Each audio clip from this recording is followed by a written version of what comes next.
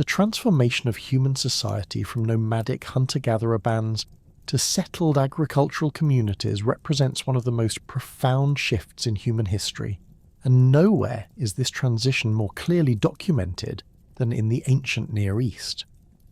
Around 10,000 BCE, as the last ice age retreated and global temperatures stabilized, the region that would later become known as Mesopotamia experienced dramatic environmental changes that set the stage for humanity's first experiment with civilization. The Fertile Crescent, stretching from the Persian Gulf through modern-day Iraq and Syria to the Mediterranean coast, emerged as a natural laboratory for agricultural innovation. This crescent-shaped region possessed several critical advantages that made it ideal for early farming communities. The area's diverse topography included river valleys, rolling hills, and coastal plains, each supporting different types of vegetation and wildlife. Wild cereals such as emmer wheat, einkorn wheat, and barley grew naturally in these upland areas, while wild legumes like lentils, peas, and chickpeas provided essential protein sources. The presence of wild ancestors of domesticated animals, including sheep, goats, cattle, and pigs, created opportunities for animal husbandry that would prove essential to sustainable agriculture. Archaeological evidence from sites like Abu Huraira in northern Syria reveals the gradual transition from hunting and gathering to farming. The inhabitants of this settlement, occupied from approximately 11,500 to 7,000 BCE, initially relied on hunting gazelle and gathering wild cereals. However, analysis of plant remains shows a gradual shift toward cultivated varieties of wheat and barley. The physical evidence tells a compelling story.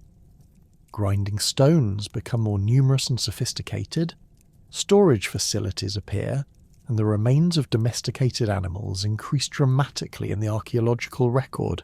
The process of plant domestication involved subtle but crucial genetic changes. Wild cereals possess brittle rachis, the stem that connects seeds to the plant, which allows seeds to scatter naturally when ripe. Early farmers, perhaps unconsciously, selected plants with tougher rachias that held seeds more firmly, making harvesting easier and more efficient. Over generations, these traits became dominant, creating crops that were entirely dependent on human cultivation. Similarly, the domestication of animals involved selecting for traits like docility, reduced brain size, and retention of juvenile characteristics into adulthood. Climate data from ice cores and pollen analysis indicates that the early Holocene period brought increased rainfall and more stable seasonal patterns to the region. This climatic stability allowed experimental farmers to develop reliable agricultural techniques without the constant threat of environmental catastrophe. The development of agriculture was not a sudden revolution, but rather a gradual process spanning several millennia, with communities moving back and forth between farming and foraging as circumstances demanded. The establishment of permanent settlements required new forms of social organization and technology.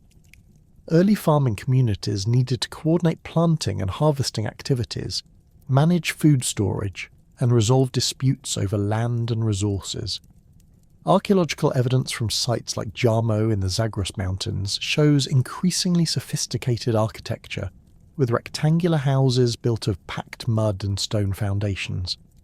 These structures, dating to around 7,000 BCE, contain multiple rooms, storage areas, and evidence of craft specialization in the form of pottery kilns and tool-making workshops.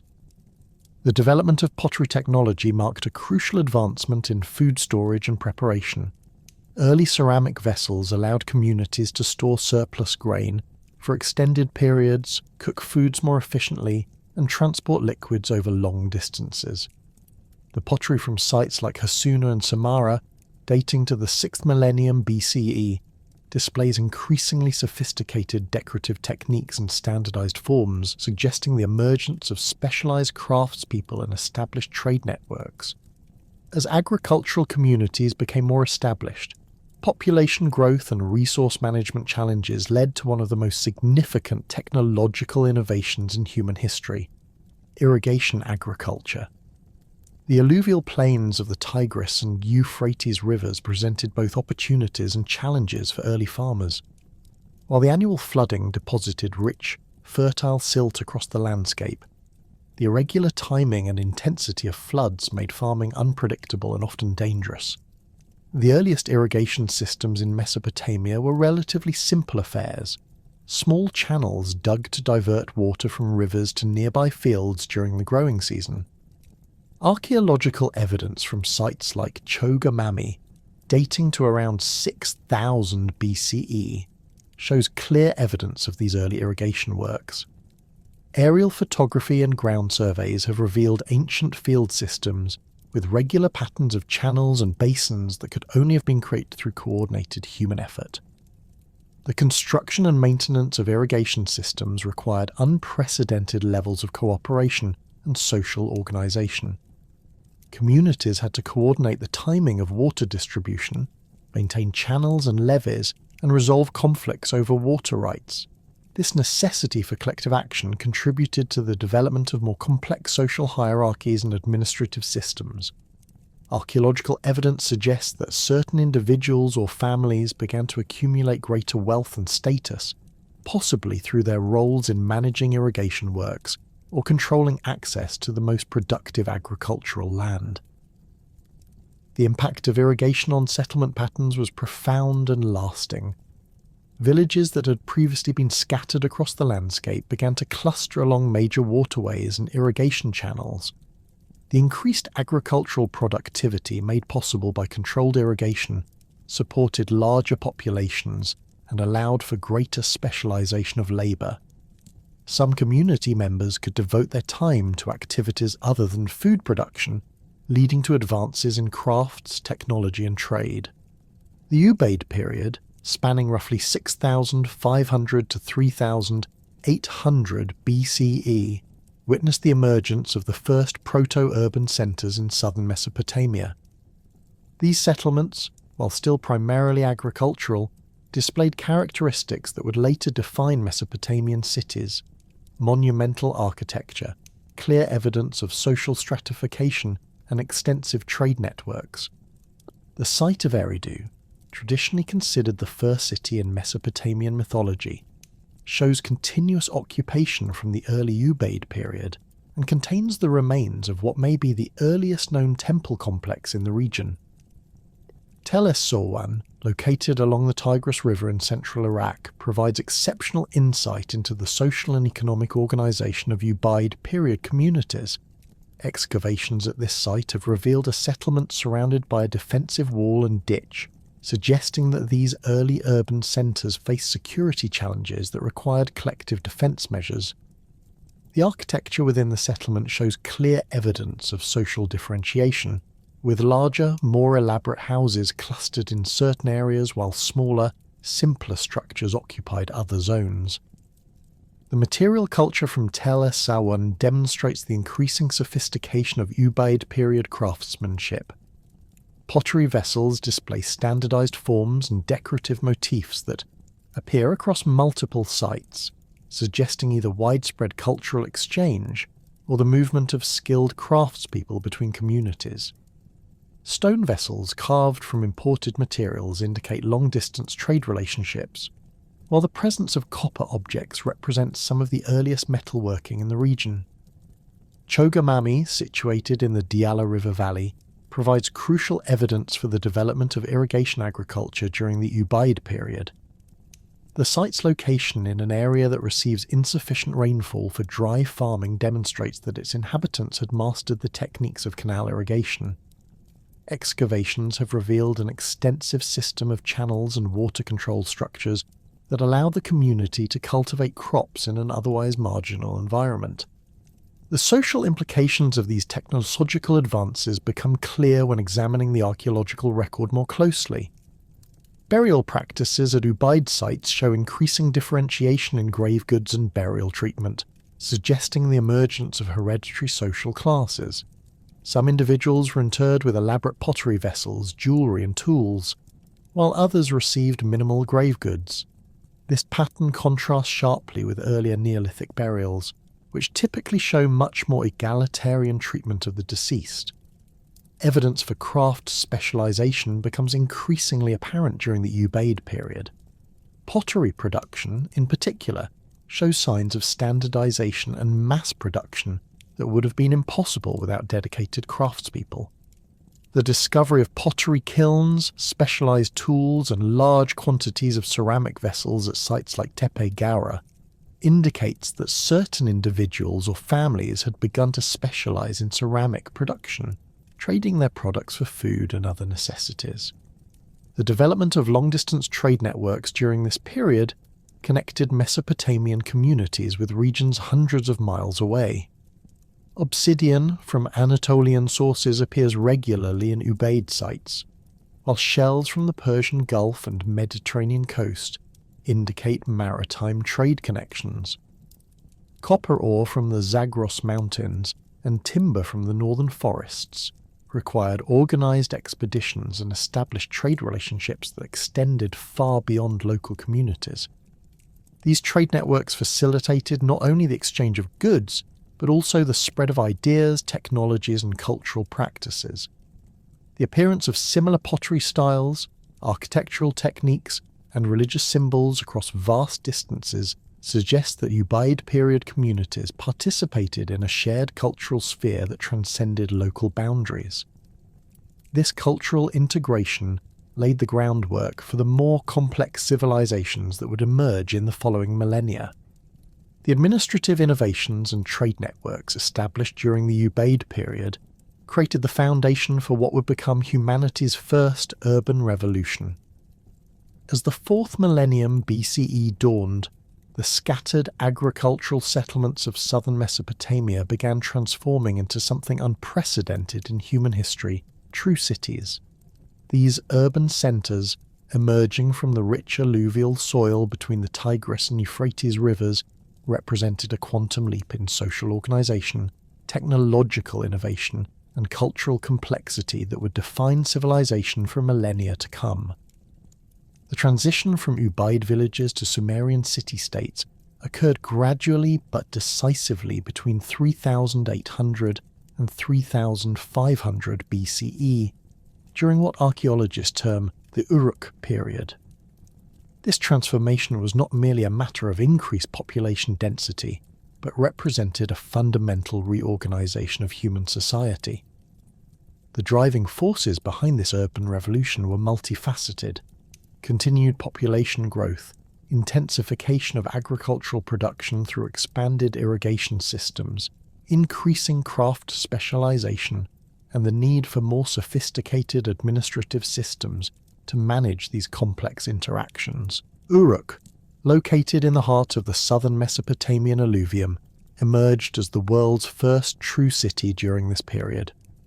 By 3200 BCE, Uruk had grown to encompass nearly 600 hectares and supported a population estimated between 40,000 and 50,000 inhabitants. The sheer scale of this settlement dwarfed anything previously seen in human history. Archaeological excavations at the site have revealed massive public buildings, extensive residential quarters, and sophisticated infrastructure that required unprecedented levels of planning and coordination to construct and maintain. The urban landscape of early Uruk was dominated by two massive temple complexes: the Anu precinct, dedicated to the sky god Anu, and the Iana precinct, associated with the goddess Inanna.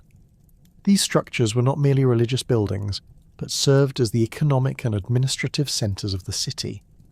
The Anu ziggurat, rising approximately 13 metres above the surrounding plain, represented one of humanity's first attempts at monumental architecture.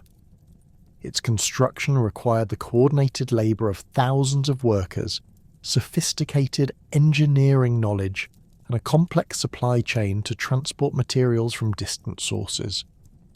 The Iana complex covered nearly 9 hectares and contained multiple temples, administrative buildings, and storage facilities. The famous limestone temple, constructed around 3300 BCE, featured walls decorated with elaborate stone mosaics depicting processions of priests and offerings to the gods. These decorative elements, created from carefully shaped limestone cones inserted into bitumen, required skilled craftspeople and demonstrated the city's ability to support non-agricultural specialists on an unprecedented scale. Contemporaneous with Uruk's rise, other major urban centres emerged across the Mesopotamian landscape. Situated near the ancient coastline of the Persian Gulf, developed into a major commercial hub that controlled maritime trade routes extending to the Indus Valley and beyond. The city's strategic location allowed its merchants to import luxury goods, including lapis lazuli from Afghanistan, carnelian from India, and silver from Anatolia.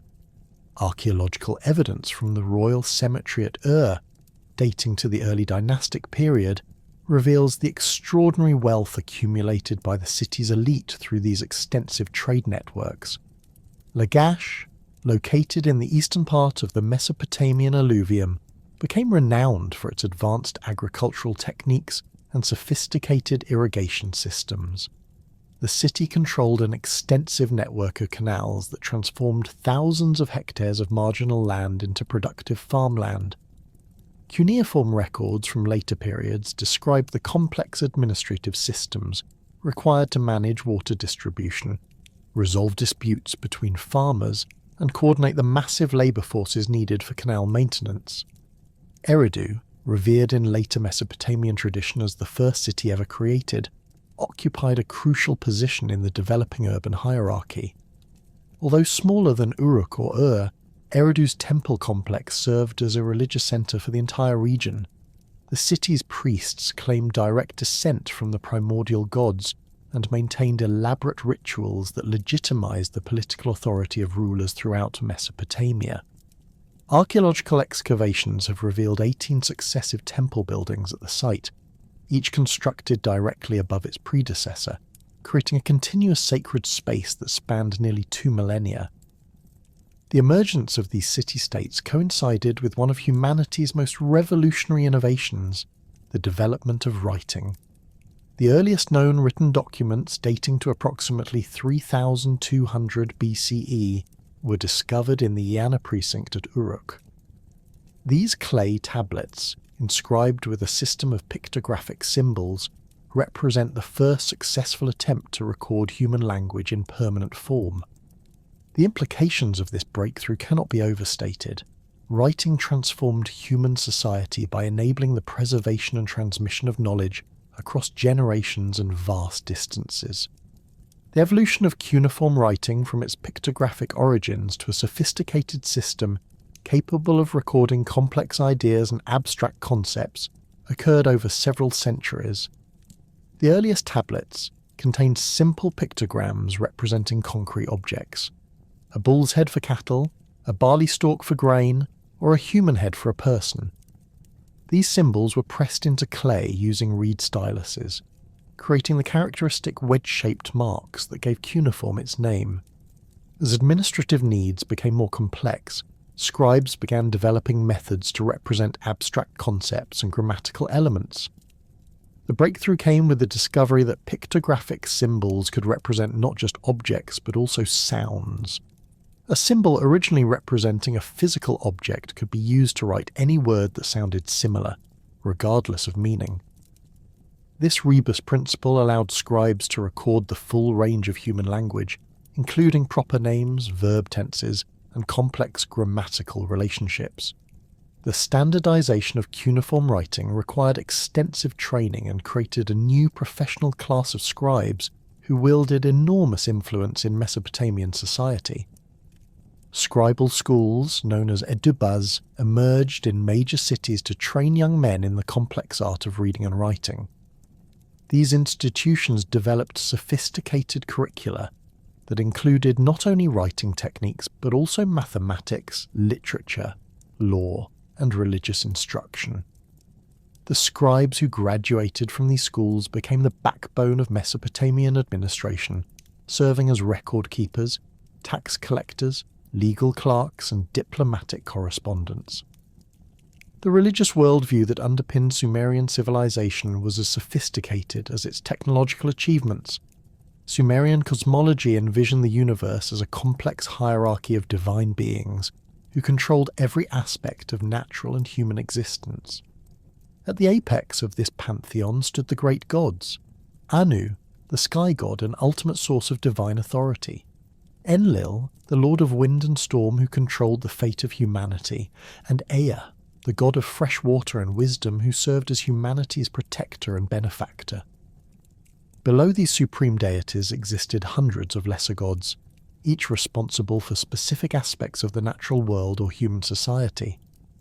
Every city had its patron deity who resided in the central temple complex and served as the city's divine ruler. The relationship between gods and humans was conceived as fundamentally economic. Humans existed to serve the gods through offerings, rituals, and the maintenance of their earthly dwelling places, while the gods provided protection, prosperity, and the continuation of cosmic order. The ziggurat, the most distinctive architectural form of Mesopotamian civilization, embodied this religious worldview in physical form. These massive stepped pyramids, constructed of mud brick and rising up to 90 meters in height, served as artificial mountains that connected the earthly realm with the divine sphere above. The ziggurat's summit housed a small temple where the city's patron deity was believed to reside, accessible only to the highest-ranking priests who performed daily rituals to maintain the god's favour. The construction of ziggurats required extraordinary organisational capabilities and represented some of the largest construction projects undertaken by ancient societies. The Anu ziggurat at Uruk, for example, contained approximately 140,000 cubic meters of mud brick, each brick individually moulded, dried, and laid by hand. The logistics of organising the workforce, procuring materials, and coordinating construction activities across multiple years demanded administrative systems of unprecedented sophistication. The priest-kings who ruled early Sumerian cities derived their authority from their role as intermediaries between the human and divine realms. These rulers, known by the Sumerian title En, served simultaneously as high priests of the city's patron deity and as secular administrators responsible for maintaining order and prosperity. The concentration of religious and political authority in a single individual created a form of government that was both theocratic and bureaucratic, combining divine legitimacy with practical administrative capability. Archaeological evidence suggests that early Sumerian rulers lived in palace complexes that were integrated with temple precincts, physically embodying the connection between divine and earthly authority. These structures contained not only residential quarters for the ruler and his family, but also administrative offices, storage facilities, workshops, and audience halls where the business of government was conducted. The famous Standard of Ur, dating to approximately 2600 BCE, depicts the ruler presiding over elaborate banquets while receiving tribute from his subjects, illustrating the ceremonial aspects of early Mesopotamian kingship. The technological innovations that emerged from Sumerian cities transformed not only Mesopotamian society, but had far-reaching impacts on human civilization as a whole. The invention of the wheel, traditionally dated to around 3500 BCE, revolutionized transportation and manufacturing throughout the ancient world. The earliest wheels were solid wooden discs attached to axles, used initially for pottery production and later adapted for wheeled vehicles. Archaeological evidence from Uruk includes both potters' wheels and the remains of wheeled carts, demonstrating the rapid adoption of this transformative technology. The development of sailboat technology enabled Mesopotamian merchants to extend their trade networks far beyond the reach of overland caravans. Early boats were constructed from bundled reeds waterproofed with bitumen, a natural petroleum product abundant in the region. These vessels, propelled by both oars and simple square sails, could carry substantial cargoes along the region's rivers and canals. Cylinder seals from the period depict boats loaded with goods, indicating that waterborne commerce had become integral to the Mesopotamian economy. Bronze metallurgy, developed through the combination of copper and tin, provided Mesopotamian craftspeople with a material superior to pure copper for tool and weapon production. Bronze implements were harder, more durable, and could be cast into more complex shapes than their copper predecessors. The technology required sophisticated knowledge of ore processing, alloying techniques, and casting methods that were closely guarded trade secrets.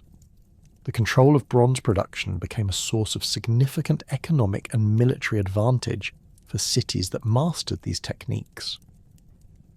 The agricultural innovations that supported urban populations included the development of the seed plough, which allowed farmers to plant crops more efficiently and at optimal depths. This tool, pulled by oxen and operated by a single farmer, could prepare and plant fields much more quickly than traditional hand tools. The increased efficiency of agricultural production freed labour for other activities and supported the craft specialisation that characterised urban society. Mesopotamian cities also pioneered new forms of economic organisation that would influence commercial practices for millennia. The temple complexes served as the earliest known examples of centralised economic management, controlling vast agricultural estates, craft workshops, and trade operations. Temple administrators developed sophisticated accounting systems using cuneiform records to track production, distribution, and exchange of goods across complex supply chains. The emergence of private merchants operating independently of temple or palace authority represented another crucial development in economic organisation.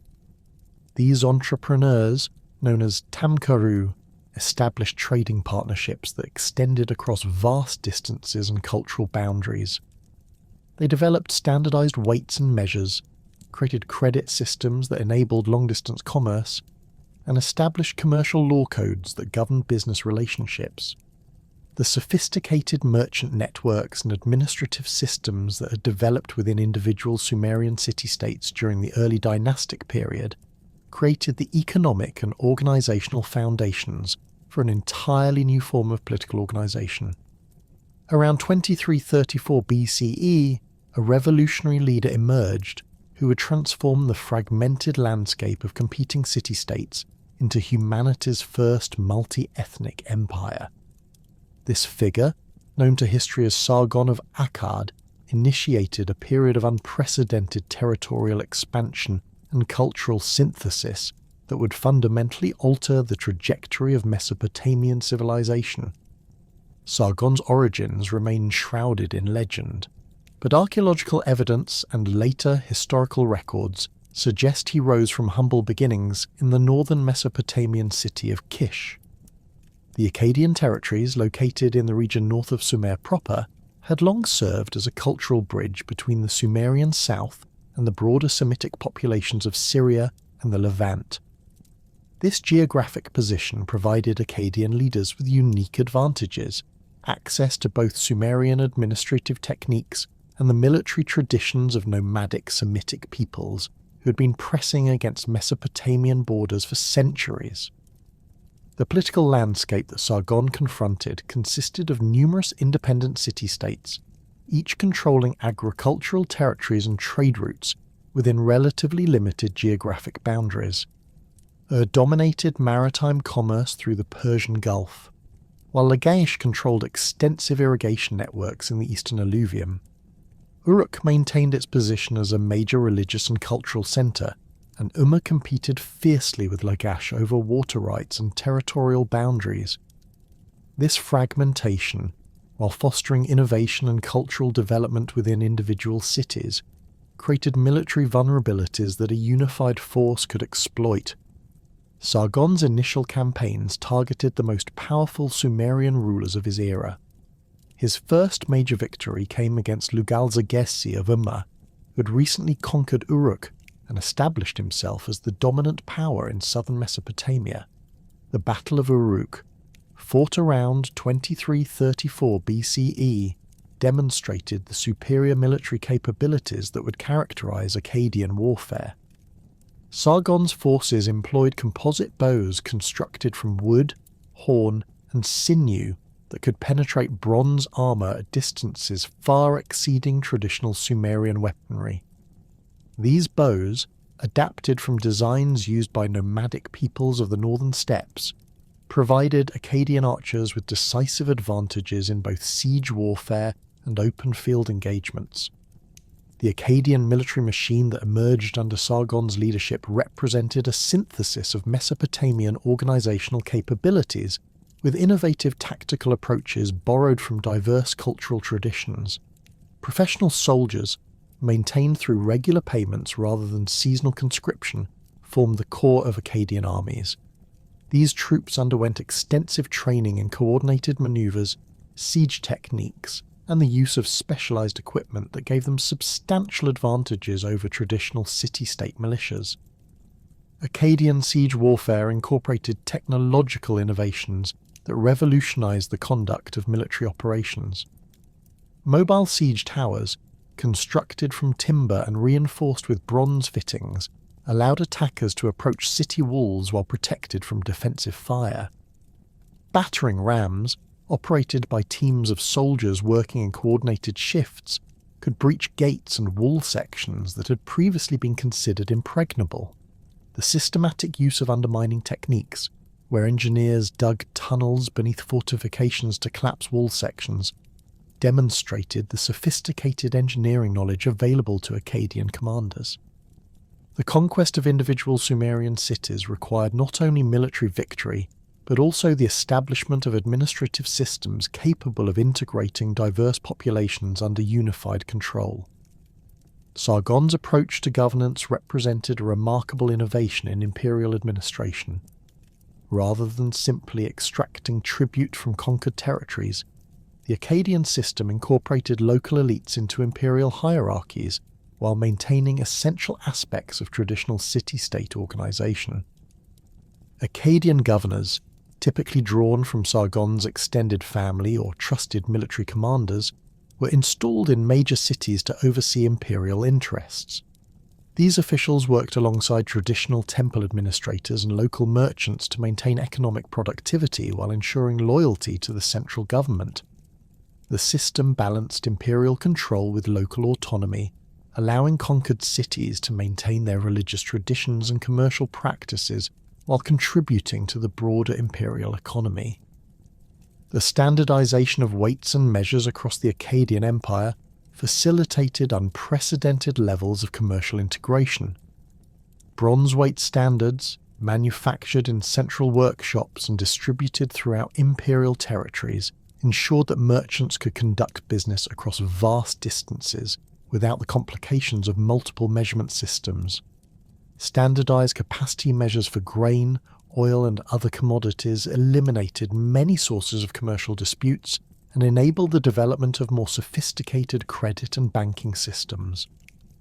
The adoption of Akkadian as the empire's administrative language created the world's first true lingua franca. While local populations continued to speak their native languages in daily life, official documents, legal proceedings and commercial contracts were conducted in Akkadian using cuneiform script. This linguistic standardization enabled the rapid transmission of information across the empire and created a shared cultural framework that transcended ethnic and regional boundaries. Scribal schools throughout the empire taught standardized curricula that included Akkadian grammar, mathematical techniques, legal procedures, and administrative practices. These institutions produced a professional class of administrators who could be transferred between different regions while maintaining consistent governmental standards. The mobility of trained personnel strengthened imperial unity and facilitated the spread of Akkadian cultural influences throughout the conquered territories. The military campaigns that extended Akkadian control beyond traditional Mesopotamian boundaries required logistical capabilities far exceeding anything previously attempted in the ancient world. Sargon's forces reached the Mediterranean coast, establishing control over Assyrian cities and securing access to timber resources essential for construction and shipbuilding. Archaeological evidence from sites like Ebla indicates that Akkadian influence extended into regions that had previously maintained only sporadic contact with Mesopotamian civilization. The conquest of Anatolia brought the Akkadians into contact with advanced metallurgical techniques and mineral resources that enhanced their military capabilities. Silver mines in the Taurus Mountains provided the empire with precious metals that facilitated long-distance trade, while copper deposits enabled the mass production of bronze weapons and tools. The integration of Anatolian craftspeople into the imperial economy introduced new technologies and artistic styles that enriched Akkadian material culture. Akkadian expansion into the Zagros Mountains established control over trade routes connecting Mesopotamia with the Iranian Plateau and Central Asia. These mountain passes had long served as conduits for luxury goods, including lapis lazuli, carnelian, and exotic woods that were highly valued in Mesopotamian markets. The establishment of Akkadian garrisons at strategic points along these routes ensured imperial control over this lucrative commerce while providing security for merchant caravans. The cultural synthesis that emerged within the Akkadian Empire represented one of the most significant developments in ancient Near Eastern civilization.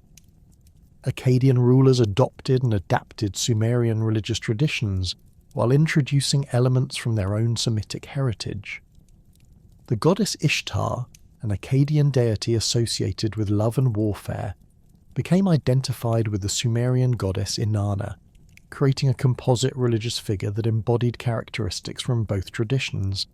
Akkadian art and literature demonstrated this cultural fusion through the incorporation of Sumerian themes and motifs with distinctly Semitic stylistic elements. The famous victory stele of Naram-Sin, Sargon's grandson, depicts the ruler ascending a mountain while trampling his enemies underfoot. The composition employs traditional Mesopotamian artistic conventions, while introducing new elements such as the king's divine horned crown and the dramatic landscape setting that reflects Semitic artistic preferences. The development of Akkadian literature during this period produced some of the earliest known works of epic poetry. The legends of Sargon himself, preserved in later copies, established literary conventions that would influence Near Eastern narrative traditions for millennia. These stories, combining historical events with mythological elements, created a new genre of royal literature that celebrated imperial achievements while reinforcing the divine legitimacy of Akkadian rule. Religious syncretism within the empire facilitated the integration of diverse populations while maintaining the essential functions of traditional worship. Local deities were incorporated into the Akkadian pantheon through identification with established Mesopotamian gods, allowing conquered peoples to maintain their religious practices within the imperial framework. This approach reduced resistance to Akkadian rule while creating a more complex and inclusive religious system. The economic integration achieved under Akkadian rule transformed production and distribution systems throughout the empire. Specialized craft workshops, established in major cities, produced goods for empire-wide distribution rather than purely local consumption. Textile production, concentrated in cities with access to raw materials and skilled workers, supplied military units and administrative personnel throughout imperial territories. The standardization of production techniques and quality standards enabled the development of brand recognition and consumer preferences that transcended regional boundaries. Agricultural intensification programs, implemented through imperial investment in irrigation infrastructure, increased food production in marginal areas and supported population growth in strategic regions. The construction of major canal systems, coordinated by imperial engineers and maintained through corvée labour, brought previously unproductive land under cultivation. These projects required sophisticated surveying techniques and hydraulic engineering knowledge that demonstrated the advanced technical capabilities available to Akkadian administrators. The establishment of imperial communication systems enabled rapid information transmission across vast distances. Relay stations, positioned at regular intervals along major routes, maintained supplies of horses and provisions for official messengers. This network, staffed by imperial personnel and protected by military garrisons, ensured that administrative orders and intelligence reports could travel from the capital to distant provinces within weeks rather than months. The Akkadian postal system employed standardized procedures for document authentication and security that prevented forgery and ensured message integrity. Official correspondence was sealed with cylinder seals bearing unique designs that identified the sender and confirmed the document's authenticity. The development of diplomatic protocols governing communication between imperial officials and foreign rulers established precedents that would influence international relations throughout the ancient world. The military innovations that sustained Akkadian expansion included the development of professional officer corps trained in specialized military techniques.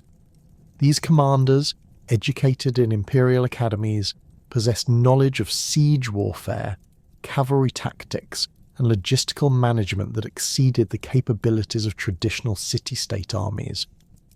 The systematic training of officers created a military culture that emphasized discipline, innovation, and loyalty to imperial authority. Akkadian military engineering capabilities enabled the construction of fortifications and siege equipment that revolutionized warfare throughout the ancient Near East. The development of standardized fortress designs, adapted to local terrain and strategic requirements, created a network of defensive positions that secured imperial borders and protected vital communication routes. These fortifications, constructed using techniques that combined Mesopotamian architectural knowledge with innovations borrowed from other cultures, demonstrated the empire's ability to adapt and integrate diverse technological traditions. The collapse of the Akkadian Empire around 2154 BCE created a power vacuum that would fundamentally reshape the political landscape of Mesopotamia. The Gutian invasions from the Zagros Mountains had devastated the centralized imperial administration, leaving individual city-states to fend for themselves against both external threats and internal chaos. Trade networks that had connected distant regions under Akkadian rule fragmented into localized systems, while the sophisticated bureaucratic mechanisms that had enabled imperial governance largely disintegrated. Yet from this apparent civilizational collapse emerged what historians now recognize as one of the most remarkable periods of administrative innovation and cultural achievement in ancient Mesopotamian history. The city of strategically positioned near the Persian Gulf and blessed with extensive agricultural territories, emerged as the focal point for Mesopotamian reunification under the leadership of Ur-Nammu around 2112 BCE. Unlike the Akkadian rulers who had built their empire through military conquest of existing city-states, Ur-Nammu approached the challenge of reunification through a combination of diplomatic alliance building, economic incentives, and selective military intervention. His strategy recognized that the traumatic experience of Gutian domination had created a shared desire among Mesopotamian cities for security and stability that could be leveraged to build voluntary cooperation rather than enforce submission. Archaeological evidence from during this period reveals massive construction projects that transformed the city into a worthy capital for a revived Mesopotamian state. The Great Ziggurat of begun under Ur-Nammu's direction, represented not merely an architectural achievement, but a powerful symbol of renewed Sumerian cultural identity. Rising approximately 21 meters above the surrounding plain and constructed from an estimated 720,000 baked bricks, the ziggurat's construction required the coordinated labor of thousands of workers over multiple years. The structure's three-tiered design, with each level smaller than the one below, created a dramatic stepped silhouette that could be seen from great distances across the flat alluvial landscape. The ziggurat's construction employed innovative architectural techniques that demonstrated the advanced engineering capabilities available to Ur's builders.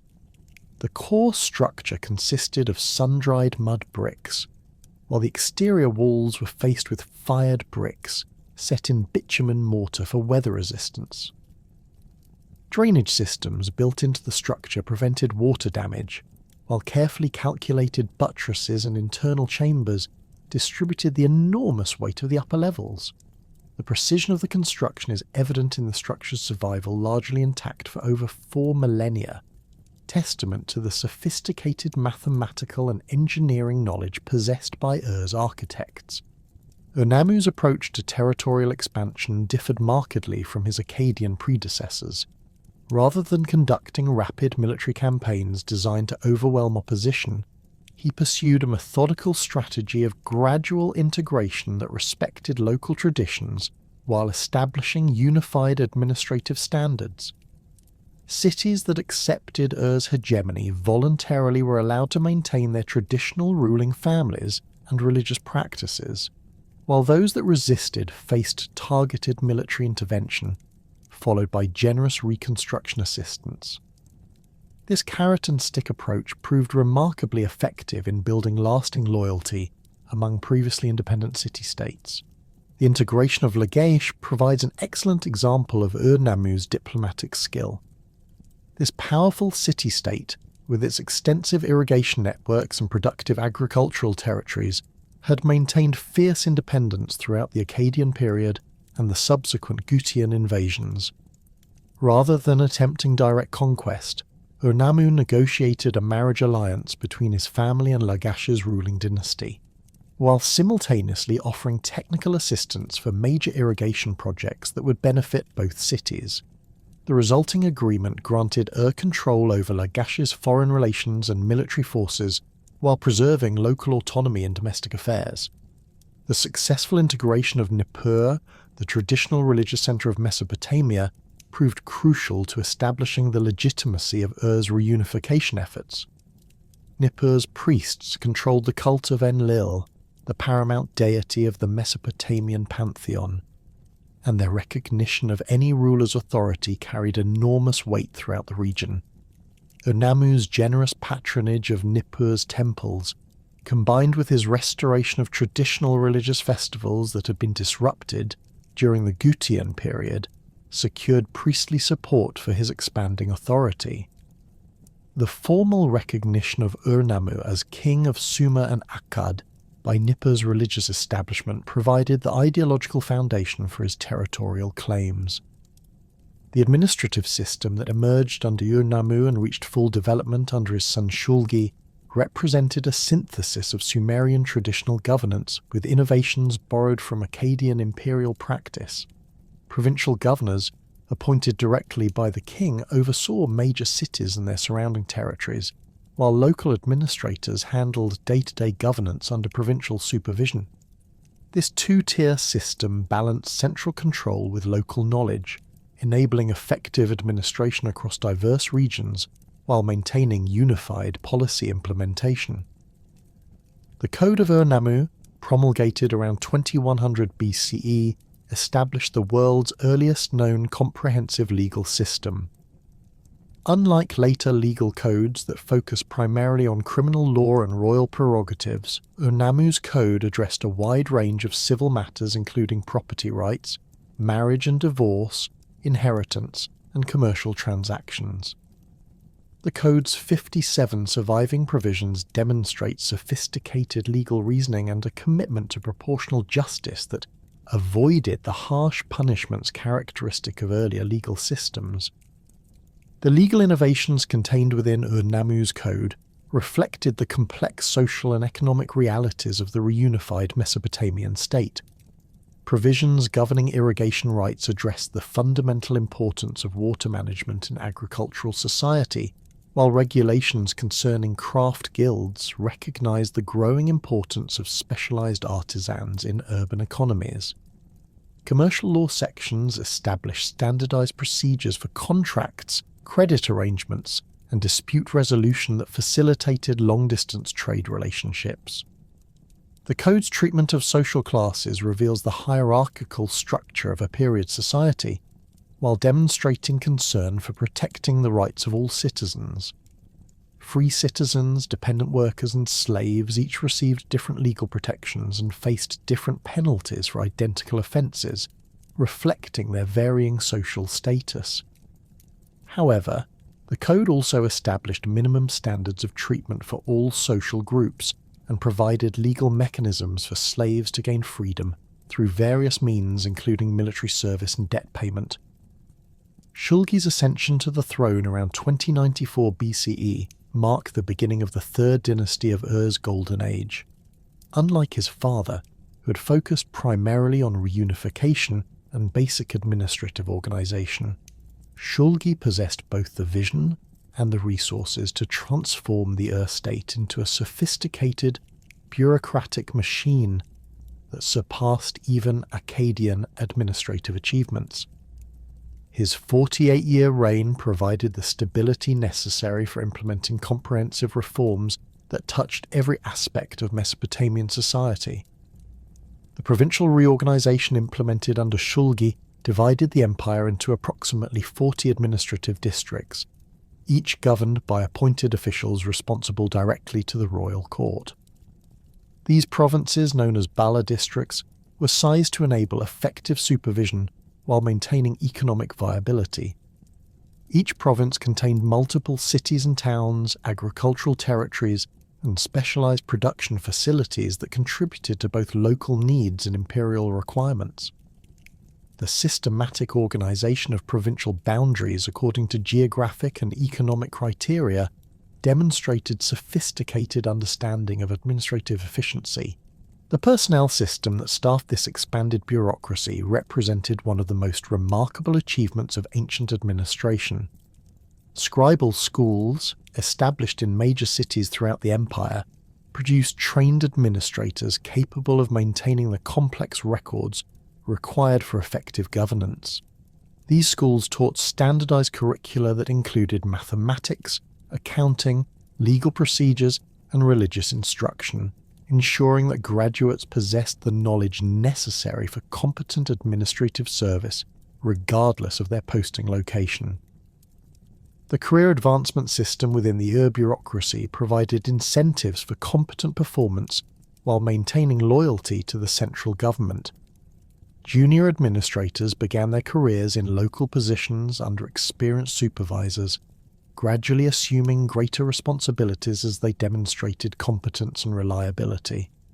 Promotion to provincial positions required approval from the royal court, while the highest administrative positions were typically reserved for members of the royal family or individuals with demonstrated exceptional ability. The record-keeping systems developed under Shulgi's administration achieved unprecedented levels of detail and accuracy.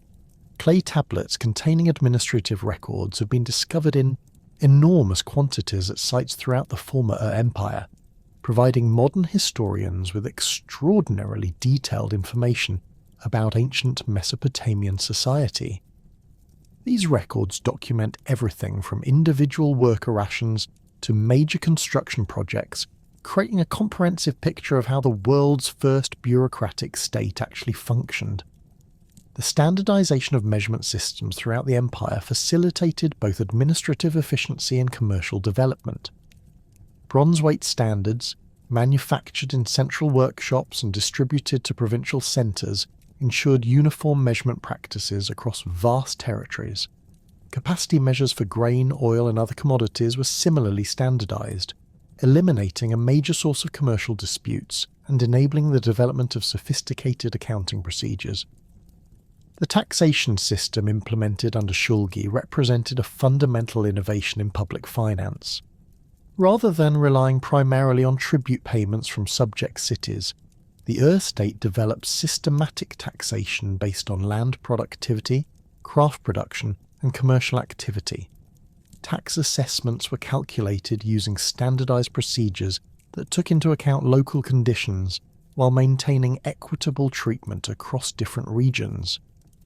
The resulting revenue streams provided the resources necessary for maintaining the expanded bureaucracy, supporting military forces, and funding major public works projects.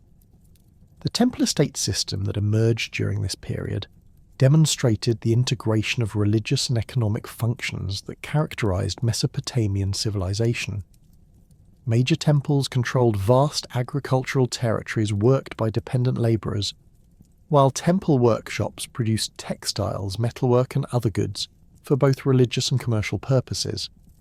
Temple administrators, trained in the same scribal schools that produce secular bureaucrats, maintained detailed records of production, distribution and exchange that contributed to the overall administrative efficiency of the state. The Dreham archive, discovered at a site between Nippur and Ur, provides exceptional insight into the operation of temple estates during the Ur period. This facility served as a central collection point for livestock destined for religious sacrifices at major temples throughout the empire. The thousands of tablets found at the site document the movement of cattle, sheep and goats from provincial territories to religious centres, revealing the complex logistical systems required to maintain traditional religious practices on an imperial scale. The agricultural innovations implemented under Ur administration increased food production throughout the empire while supporting population growth in urban centres. New irrigation techniques, including the use of shaduf lifting devices and improved canal design, brought previously marginal lands under cultivation. The systematic planning of agricultural territories, with carefully calculated field sizes and crop rotation schedules, maximise productivity while maintaining soil fertility over extended periods. The craft production systems that developed during this period achieved remarkable levels of specialisation and quality control. Royal workshops, established in major cities, produced luxury goods for the court and high-ranking officials, while maintaining technical standards that influenced craft production throughout the empire.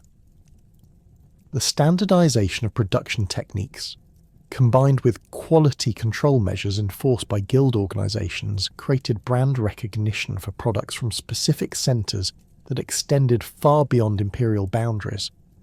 The textile industry, concentrated in cities with access to raw materials and skilled workers, exemplified the sophisticated production systems of the Ur period. Workshops specializing in different aspects of textile production, spinning, weaving, dyeing and finishing, created complex supply chains that transformed raw wool and flax into finished garments and household goods. The quality and variety of textiles produced during this period, evidenced by surviving examples and detailed administrative records, demonstrate the high level of technical skill achieved by Mesopotamian craftspeople. The trade networks that connected the Ur Empire with distant regions represented a remarkable expansion of commercial relationships that had been disrupted during the post-Akkadian period. Mesopotamian merchants, operating under royal charter and protection, established trading posts in Anatolia, Syria and the Iranian plateau that facilitated the exchange of manufactured goods for raw materials and luxury items. These commercial relationships required sophisticated diplomatic arrangements and legal frameworks that protected merchant interests while respecting the sovereignty of foreign rulers. The Kanesh trade archive, discovered in central Anatolia, documents the activities of Mesopotamian merchants who established permanent trading colonies in foreign territories during the Ur period. These merchants, operating under royal protection and following standardized commercial procedures, imported textiles and manufactured goods from Mesopotamia in exchange for silver, copper, and other materials unavailable in the alluvial plains.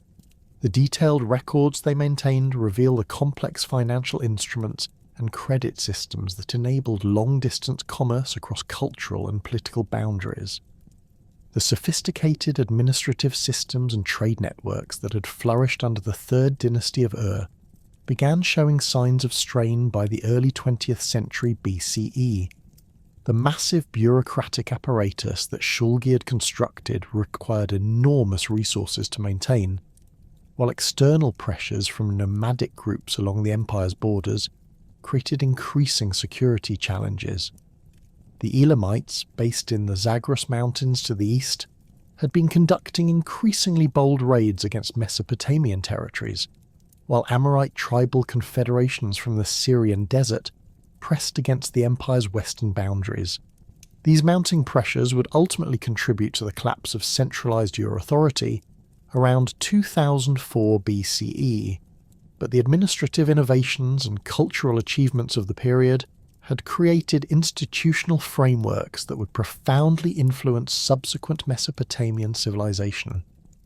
The Amorite migrations that began in earnest during the final decades of rule represented a massive demographic shift that would fundamentally alter the ethnic composition of Mesopotamia.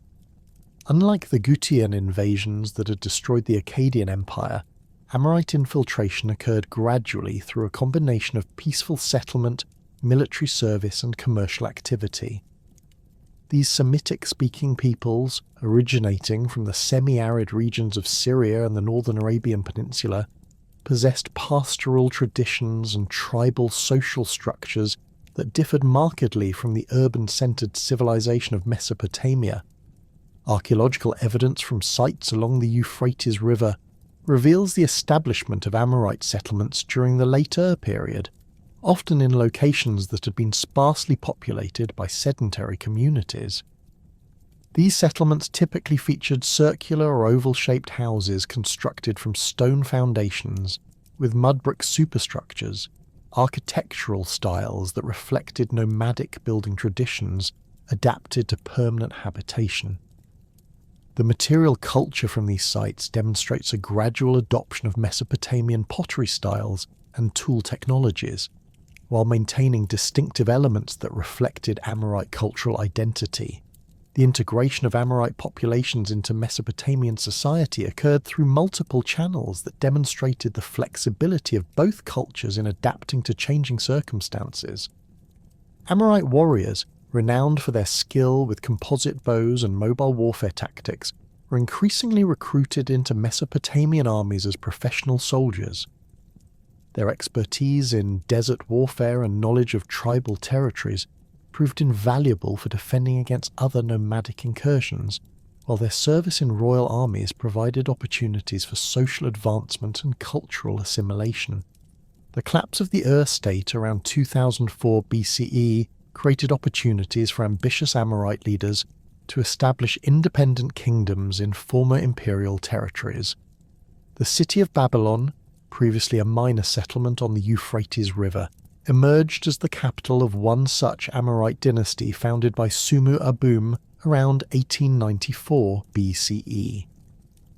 The strategic location of Babylon, positioned at the narrow point between the Tigris and Euphrates rivers where overland trade routes converged, provided significant commercial advantages that enabled the city's rapid growth and increasing political influence. The early Babylonian kingdom established by Sumer and his successors initially controlled only a limited territory around the city itself, but the dynasty's Amorite origins provided connections to tribal networks that extended far beyond traditional Mesopotamian boundaries.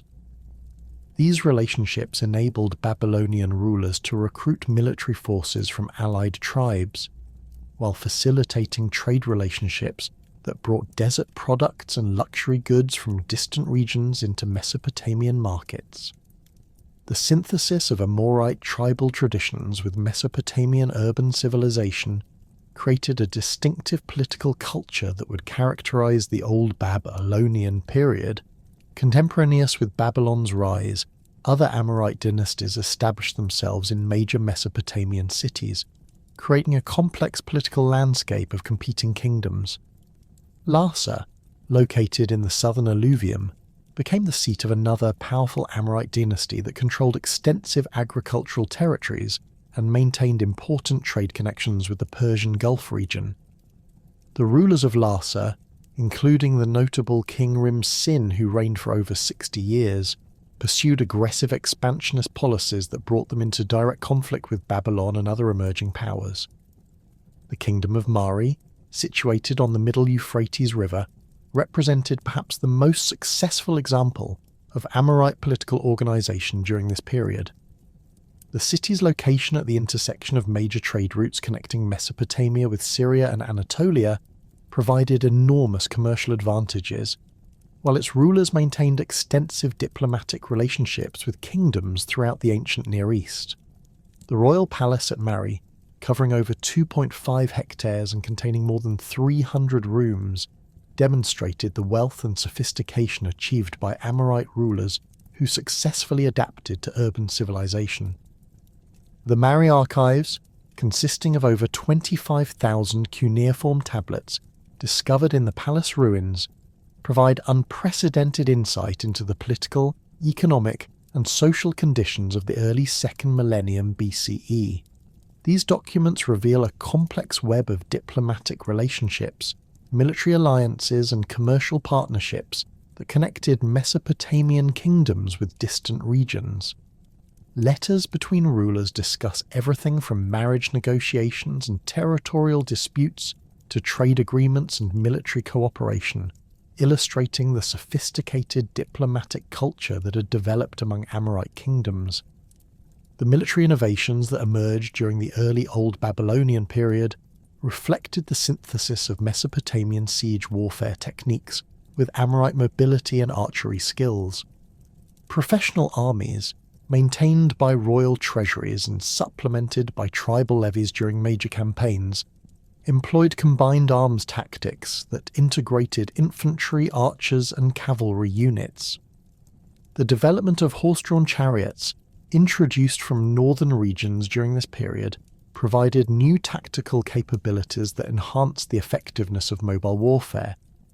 The fortification systems constructed by Old Babylonian kingdoms demonstrated advanced military engineering knowledge adapted to the changing nature of warfare. City walls, built with multiple defensive lines and incorporating projecting towers for enfilading fire, reflected lessons learned from centuries of siege warfare. The walls of Babylon, constructed during the early dynastic period and repeatedly strengthened by successive rulers, featured a double wall system with a water-filled moat that created formidable obstacles for attacking forces. The religious syncretism that characterized the Old Babylonian period created new theological frameworks that integrated Amorite tribal deities with traditional Mesopotamian gods. Marduk, originally a relatively minor deity associated with Babylon, gradually assumed greater prominence as the city's political influence expanded. The elevation of Marduk to the head of the Babylonian pantheon required sophisticated theological arguments that preserved the authority of established gods while asserting the supremacy of Babylon's patron deity. The development of new mythological narratives during this period reflected the changing political and cultural landscape of Mesopotamia. The Enuma Elish, composed during the Old Babylonian period, provided a creation myth that justified Marduk's supremacy through his victory over the primordial chaos goddess Tiamat. This epic, performed annually during the New Year festival, reinforced Babylonian political claims while integrating elements from earlier Sumerian and Akkadian mythological traditions. The reign of Hammurabi, who ascended to the Babylonian throne around 1792 BCE, marked the beginning of Mesopotamia's reunification under Amorite leadership. Unlike his predecessors who had focused primarily on local territorial expansion, Hammurabi possessed both the vision and the resources necessary to challenge the established regional powers and create a unified Mesopotamian state. His early reign was characterized by careful preparation, including the strengthening of Babylon's defenses, the expansion of agricultural territories through irrigation projects, and the cultivation of diplomatic relationships with potential allies. Hammurabi's military campaigns, which began in earnest around 1787 BCE, demonstrated strategic planning and tactical innovation that reflected his understanding of both traditional Mesopotamian warfare and newer military technologies. His first major target was the Kingdom of Larsa, whose control of southern Mesopotamian territories and trade routes posed a direct threat to Babylonian expansion. The siege of Larsa, lasting several months, showcased Hammurabi's ability to coordinate complex military operations while maintaining supply lines across hostile territory. The conquest of Larsa required not only military victory, but also the integration of its extensive administrative apparatus into the expanding Babylonian state. Hammurabi's approach to territorial integration demonstrated sophisticated understanding of imperial governance, combining elements of Akkadian administrative practice with innovations adapted to contemporary conditions. Local officials who demonstrated competence and loyalty were retained in their positions, while new administrative structures were established to ensure central control over key functions, including taxation, military recruitment, and judicial administration. The campaign against Mari, Hammurabi's former ally, illustrated the ruthless pragmatism that characterized his approach to interstate relations. The destruction of Mari around 1761 BCE eliminated a major rival while providing access to the extensive trade networks that the city had controlled. However, the complete destruction of Mari's palace and administrative centre, rather than their integration into the Babylonian system, reflected Hammurabi's recognition that certain rivals posed continuing threats that required elimination rather than incorporation. The Code of Hammurabi, promulgated around 1750 BCE, represented the culmination of Mesopotamian legal development and established principles that would influence legal systems throughout the ancient world. The Code's 282 provisions addressed virtually every aspect of social and economic life, from property rights and commercial transactions to family relationships and criminal justice. The legal principles embodied in the Code reflected both Mesopotamian legal traditions and innovations that addressed the complex social realities of the unified Babylonian state. The famous principle of proportional justice, encapsulated in the phrase an eye for an eye, represented a significant advance in legal thinking that limited punishment to crimes actually committed rather than allowing unlimited retaliation. This principle, applied throughout the Code's criminal law provisions, established clear relationships between offences and penalties that reduced arbitrary punishment and provided predictable legal outcomes.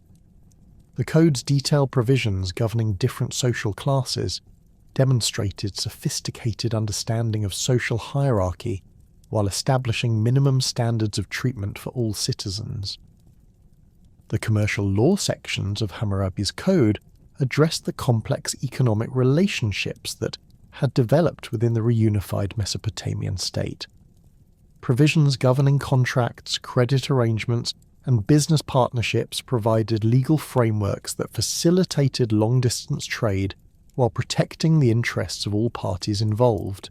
The Code's treatment of agricultural relationships, including sharecropping arrangements and irrigation rights, reflected the fundamental importance of farming in Mesopotamian society, while addressing disputes that had historically caused conflict between communities.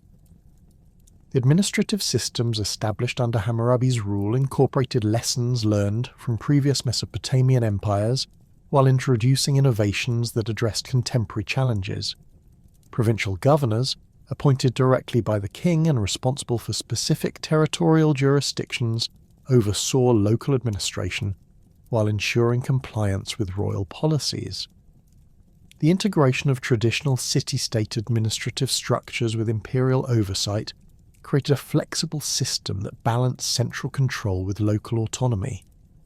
The literary achievements of the Old Babylonian period represented a flowering of Mesopotamian culture that synthesized traditional themes with contemporary concerns.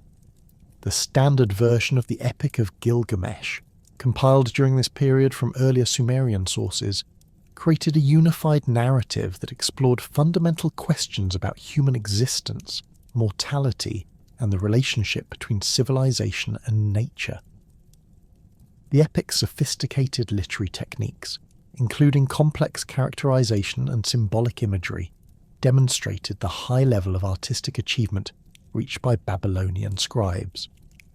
The composition of the Epic of Gilgamesh in its standard form required extensive editorial work that combined multiple earlier sources into a coherent narrative structure. The epic's 12 tablets, each containing approximately 300 lines of verse, were carefully organized to create dramatic tension and thematic unity. The story's exploration of friendship, loss, and the search for immortality resonated with contemporary audiences while preserving ancient Mesopotamian cultural values and religious beliefs.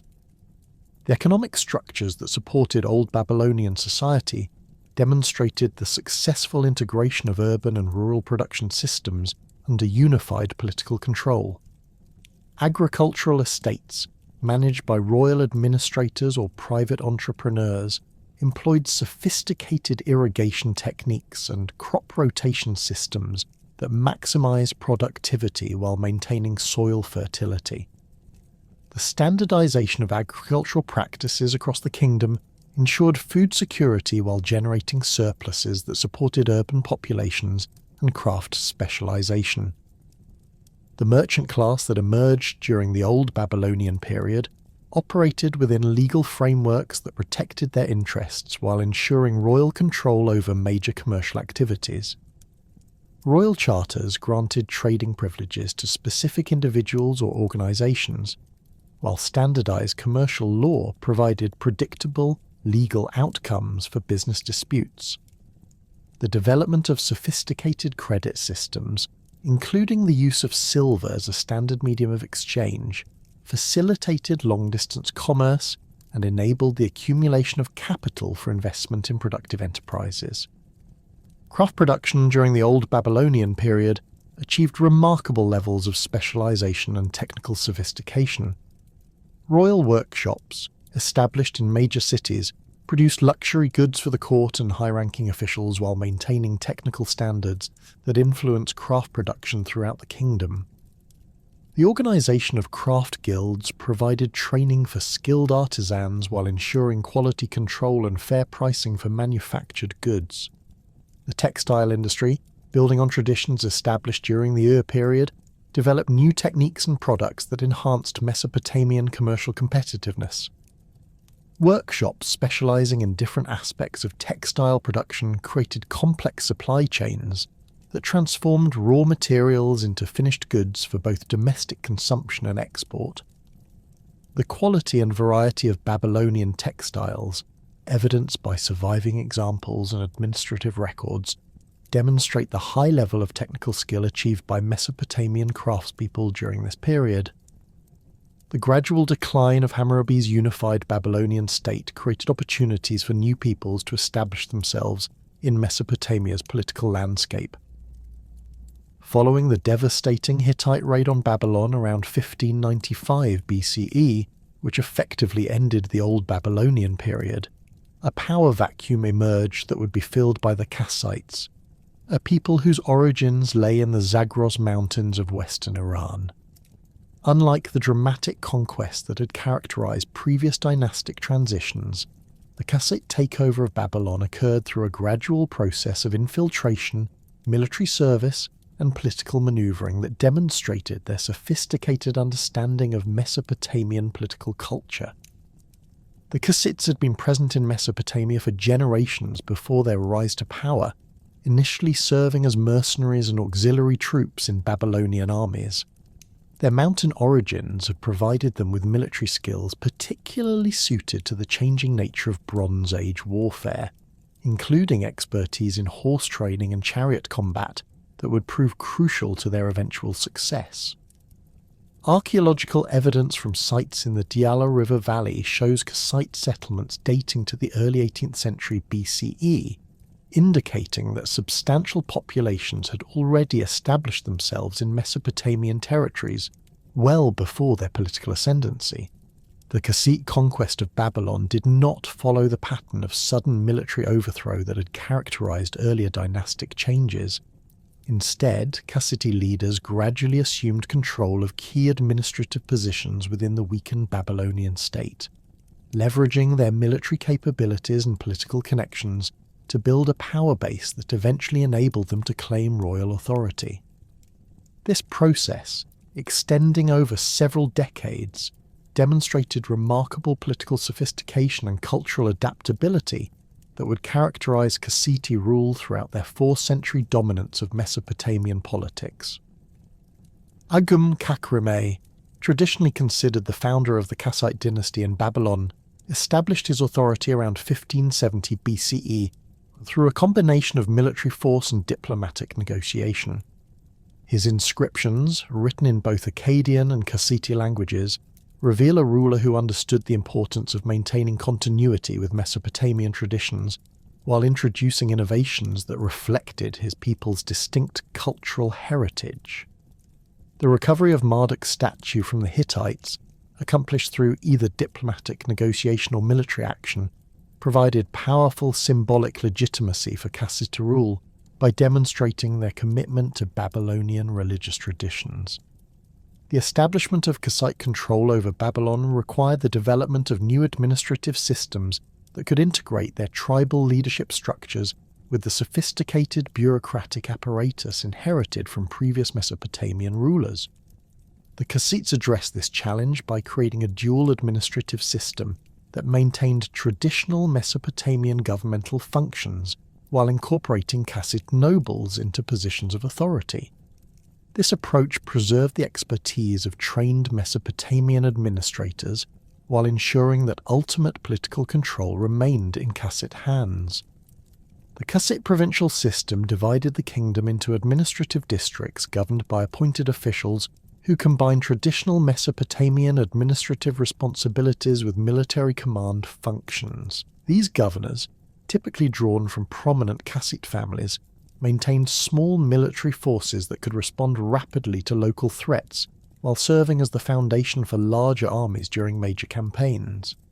The integration of civilian and military authority in provincial administration reflected the Kassites' understanding that effective governance in the volatile international environment of the Late Bronze Age required constant readiness for military action.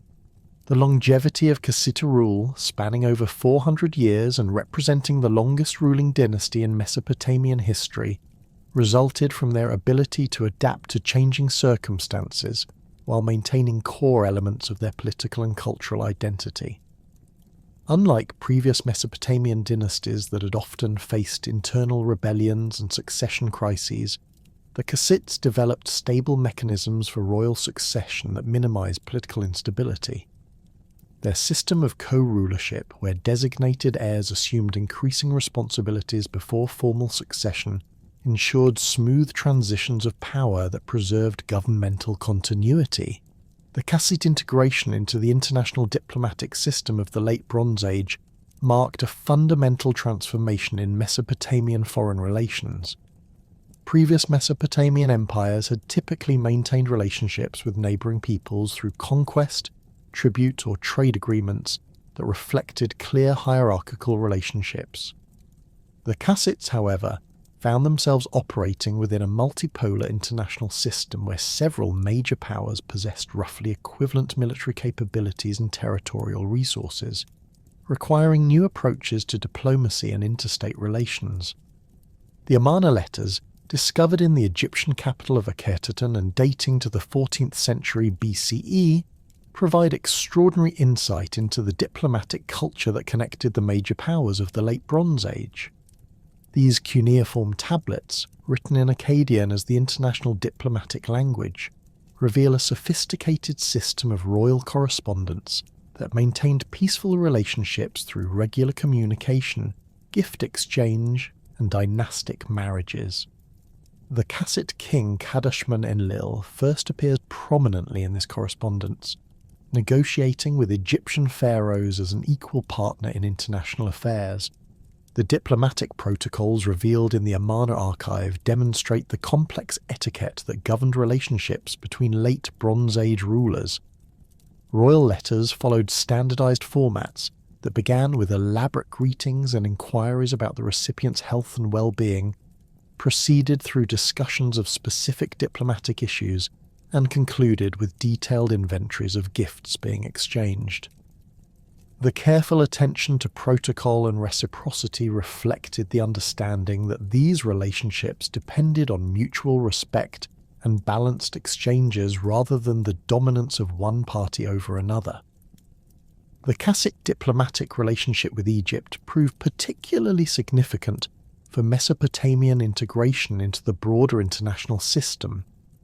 Egyptian records document regular exchanges of ambassadors, luxury goods, and technical specialists between the two kingdoms, while marriage negotiations between royal families created lasting bonds that transcended immediate political interests.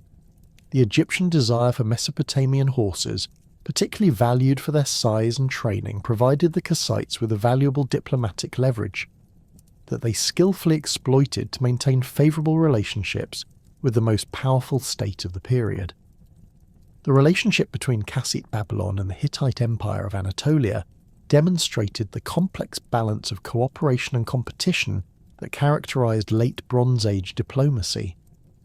Both kingdoms possessed significant military capabilities and territorial ambitions that occasionally brought them into conflict, yet they also shared common interests in maintaining stability and protecting trade routes that benefited both economies.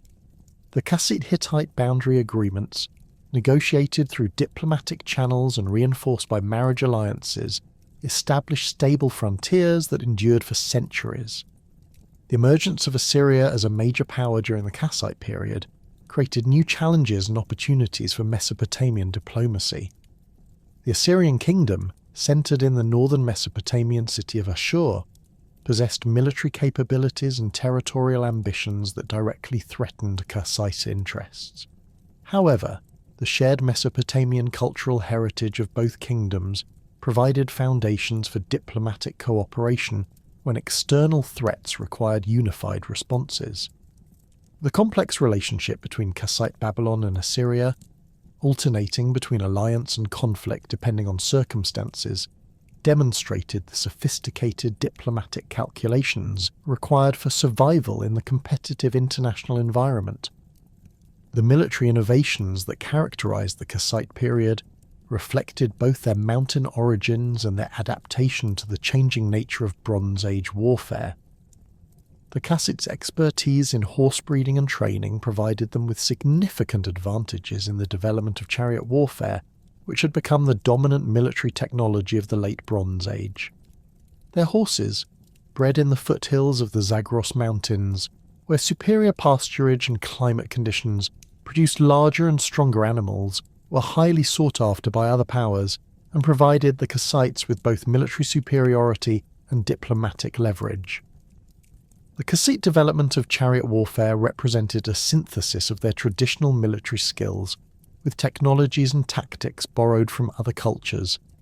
Their chariots, constructed from wood and leather with bronze fittings, were designed for speed and maneuverability rather than the heavy assault vehicles favoured by some other powers. The typical Kassite chariot carried a driver and an archer, both protected by bronze armour and equipped with composite bows capable of accurate fire at extended ranges. The coordination required for effective chariot warfare demanded extensive training and created a professional military class that served as the backbone of Kassite armies. The Kassite military organization integrated traditional Mesopotamian infantry tactics with their innovations in mobile warfare.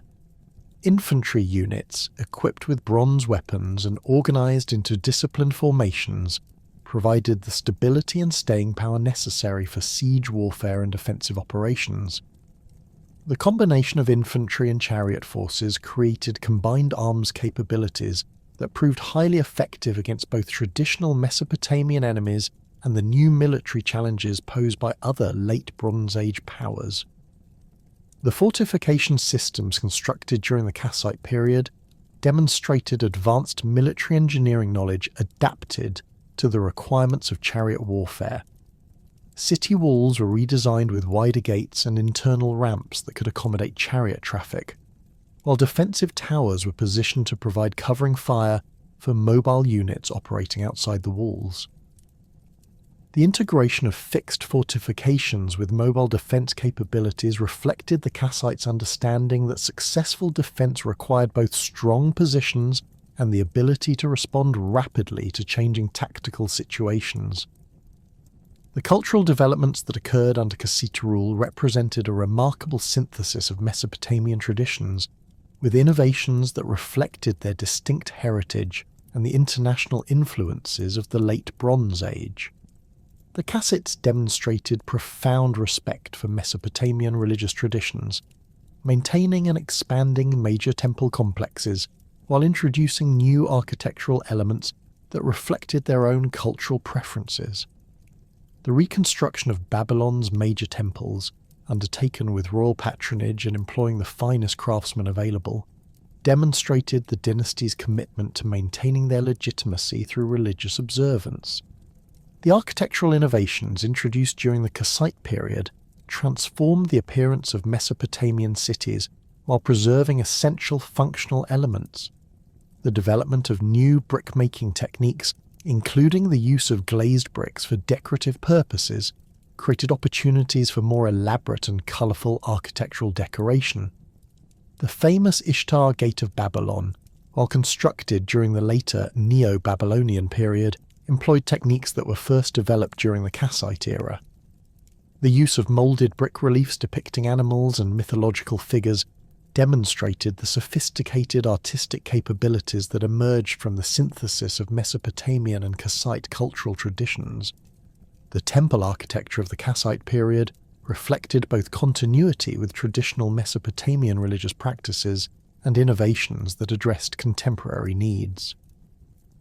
The reconstruction of major temples employed traditional ground plans and orientations, while incorporating new elements such as improved drainage systems, more sophisticated lighting arrangements, and enhanced acoustic properties for religious ceremonies. The use of imported materials, including cedarwood from Lebanon and precious stones from distant sources, demonstrated the international connections that the Kassites had developed and their commitment to creating religious buildings worthy of the gods they served. The economic transformation that occurred under Kassite rule reflected their successful integration into the international trade networks of the Late Bronze Age.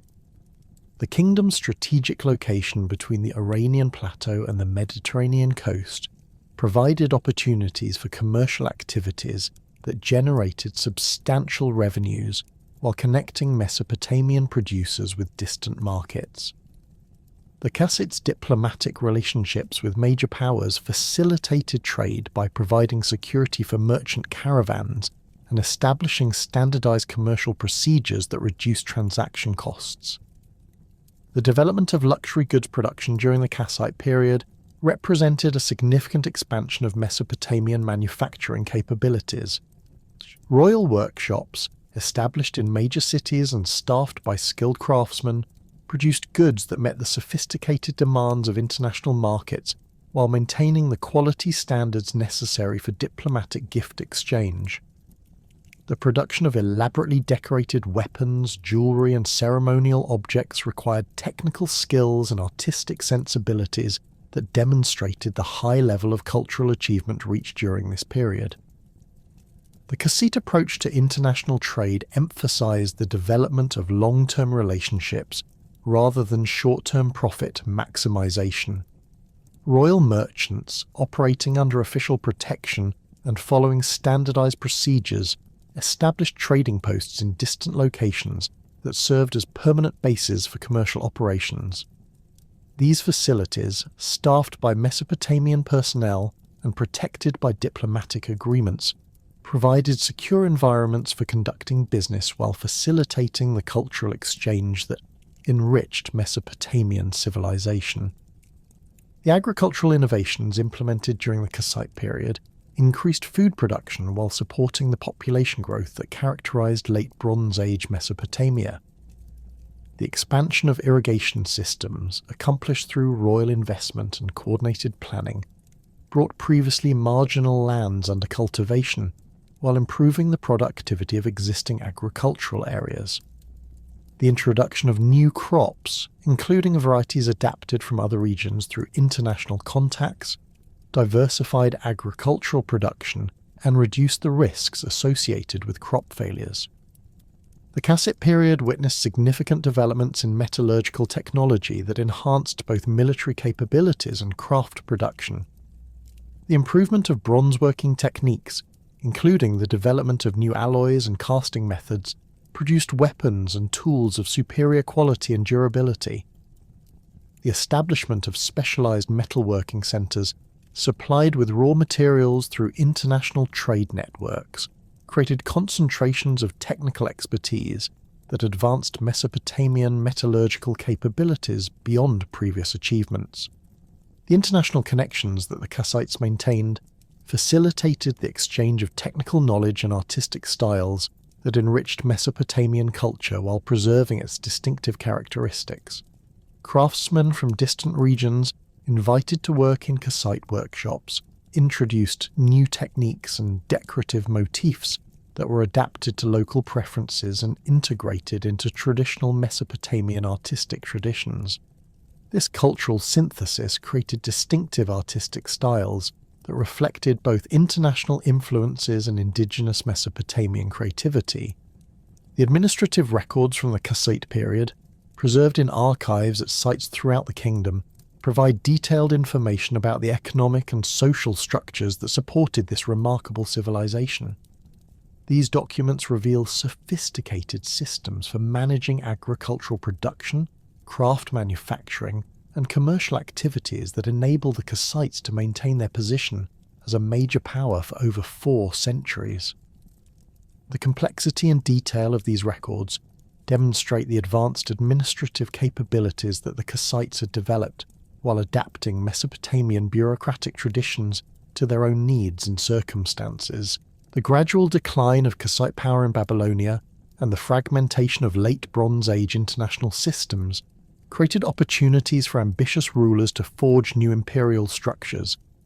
The kingdom of Assyria, centered in the northern Mesopotamian city of Ashur, had maintained its independence throughout the Kassite period, while developing military capabilities and administrative expertise that would prove crucial for the next phase of Mesopotamian history.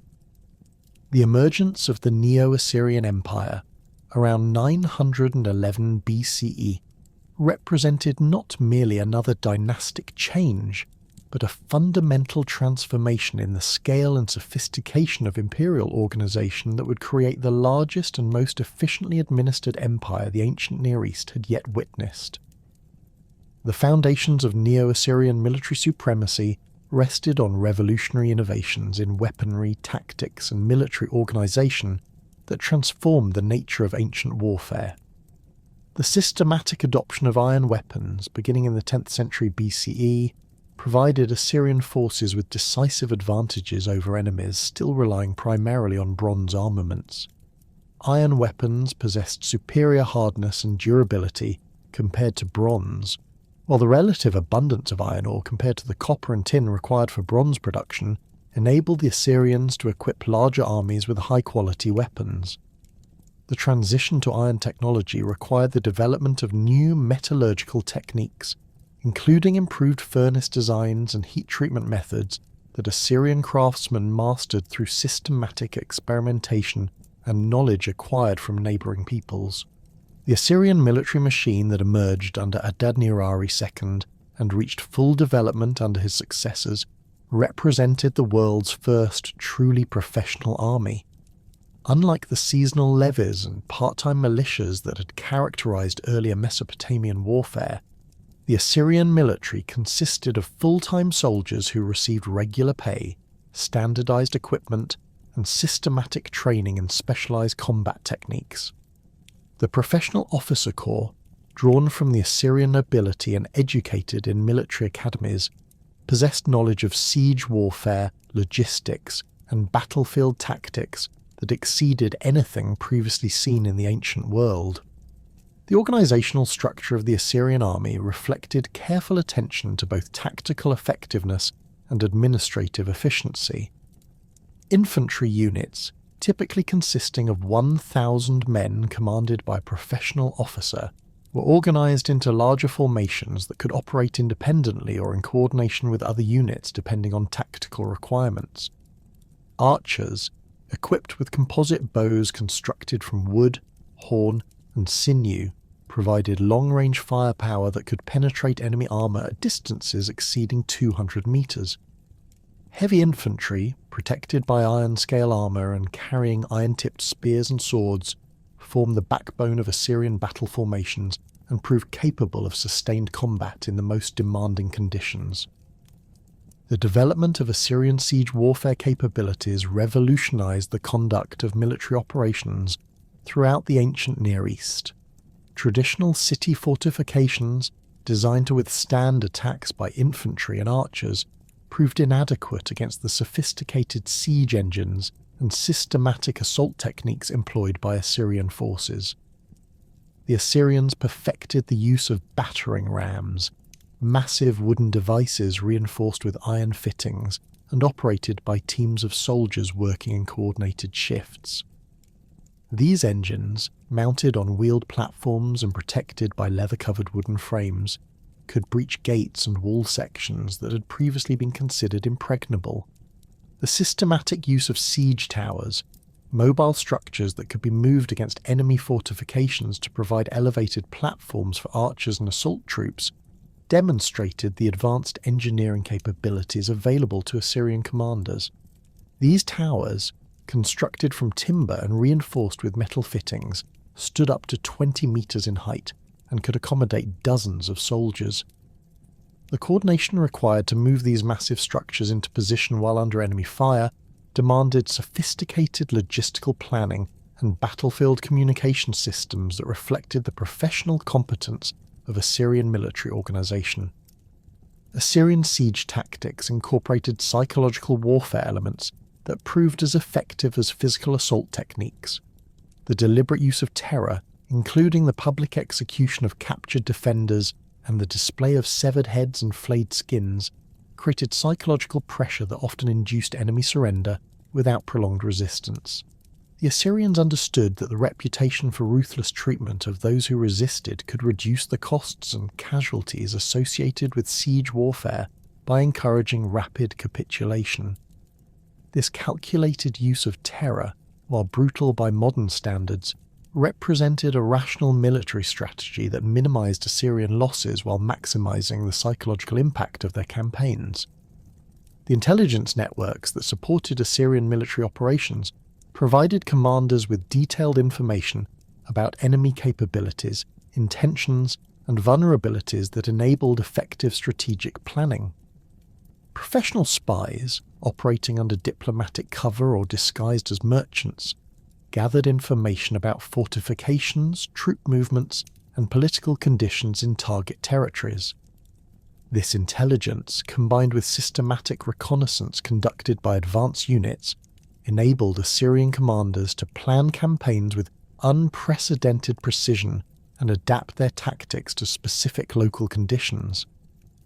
The reign of Tiglath-Pileser III, beginning in 745 BCE, marked the transformation of Assyrian military capabilities into a systematic program of territorial expansion that would create the largest empire in ancient Near Eastern history to that point.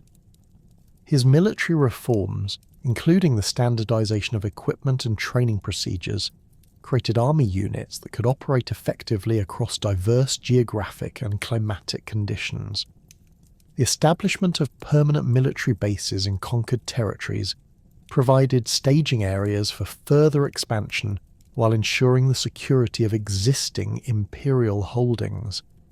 Tiglath-Pileser's campaigns against the Aramean kingdoms of Syria demonstrated the effectiveness of Assyrian military innovations against sophisticated opponents. The siege of Damascus, lasting over 2 years, showcased the Assyrians' ability to maintain complex military operations across extended periods while coordinating supply lines that stretched across hundreds of kilometers. The systematic reduction of Syrian fortifications, accomplished through the coordinated use of siege engines and assault tactics, eliminated a major source of resistance to Assyrian expansion while providing access to the lucrative trade routes that connected Mesopotamia with the Mediterranean coast. The conquest of the Levantine city-states required the Assyrians to develop new approaches to governing diverse populations with distinct cultural traditions and economic systems.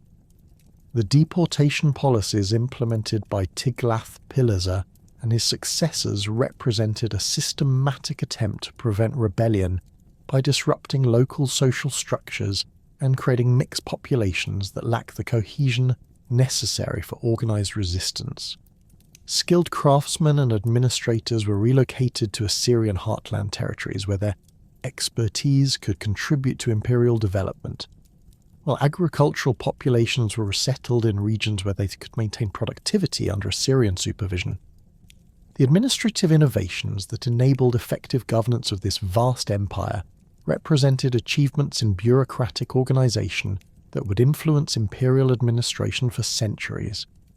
The provincial system established by Tiglath-Pileser divided conquered territories into manageable administrative units, governed by appointed officials responsible directly to the royal court. These provinces, typically centered on major cities and encompassing surrounding agricultural territories, were sized to enable effective supervision while maintaining economic viability. Provincial governors, drawn from the Assyrian nobility and supported by professional administrative staffs, possessed both civilian and military authority that enabled rapid response to local challenges. The standardization of administrative procedures throughout the empire facilitated efficient governance while reducing the costs associated with maintaining control over diverse populations. Uniform taxation systems based on standardized assessments of agricultural productivity and commercial activity provided predictable revenue streams that supported imperial military forces and administrative apparatus. The use of Aramaic as the empire's administrative language, written in alphabetic script rather than cuneiform, simplified record-keeping and communication, while enabling the rapid training of scribal personnel. The intelligence networks that supported imperial administration provided central authorities with detailed information about conditions throughout the empire that enabled effective policy implementation and early warning of potential problems. Professional intelligence officers stationed in major cities and reporting directly to the royal court monitored local political developments, economic conditions, and social tensions that might threaten imperial stability. This information, transmitted through rapid communication systems that employed relay stations and mounted messengers, enabled central authorities to respond quickly to emerging challenges. The reign of Sargon II, beginning in 722 BCE, witnessed the expansion of Assyrian control into new geographic regions that required adaptations in military tactics and administrative procedures. His campaigns against the kingdom of Urartu, located in the mountainous regions of eastern Anatolia, demonstrated Assyrian ability to conduct effective military operations in difficult terrain against opponents who possessed sophisticated military capabilities. The systematic reduction of Urartian fortifications, accomplished through the coordinated use of siege engines and mountain warfare tactics, eliminated a major threat to Assyrian northern territories while providing access to mineral resources and trade routes. The conquest of Cyprus under Sargon's direction represented the first successful Assyrian naval operation and demonstrated the empire's ability to project military power across maritime distances. The development of naval capabilities, including the construction of warships and the training of naval personnel, required the Assyrians to master new technologies and tactical approaches that differed significantly from their traditional land-based military expertise. The successful integration of naval operations with land-based campaigns created new strategic possibilities that enhanced Assyrian military effectiveness. Sargon's construction of a new capital city at Dur-Sharrukin demonstrated the wealth and organizational capabilities that the empire had accumulated through successful territorial expansion. The city, covering over 300 hectares and containing elaborate palace complexes, administrative buildings, and residential quarters, required the coordinated labour of thousands of workers over multiple years. The architectural innovations incorporated into the city's design, including improved drainage systems, sophisticated defensive works, and monumental decorative elements, reflected the cultural achievements that had emerged from the synthesis of diverse imperial traditions. The reign of Ashurbanipal, spanning from 669 to 627 BCE, marked the zenith of Assyrian imperial power and witnessed remarkable achievements in both military conquest and cultural development. His campaigns against Egypt, culminating in the capture of Thebes in 663 BCE, extended Assyrian control to its maximum geographic extent and demonstrated the empire's ability to conduct effective military operations across vast distances. The systematic organisation of these campaigns, including the coordination of supply lines that stretched across the entire length of the Fertile Crescent, reflected the sophisticated logistical capabilities that had been developed through centuries of military experience. The Library of Ashurbanipal, established in the royal palace at Nineveh, represented one of the most remarkable cultural achievements of the ancient world. This collection, containing over 30,000 cuneiform tablets gathered from libraries and archives throughout the empire, preserved the literary and scholarly heritage of Mesopotamian civilization while making it accessible to contemporary scholars and administrators. The systematic organisation of the library, with tablets catalogued according to subject matter and cross-referenced through sophisticated indexing systems, demonstrated the advanced intellectual capabilities that had emerged within Assyrian scholarly circles. The library's collection included literary works spanning the entire history of Mesopotamian civilization, from Sumerian hymns and myths to contemporary Assyrian historical records. The preservation of multiple versions of important texts, including various recensions of the Epic of Gilgamesh, enabled scholars to conduct comparative studies that advanced understanding of textual transmission and literary development. The library also contained extensive collections of technical works, including mathematical treatises, astronomical observations, medical texts, and legal documents that provided practical knowledge for imperial administration. The scholarly activities conducted within the library demonstrated the sophisticated intellectual culture that had developed within the Assyrian court.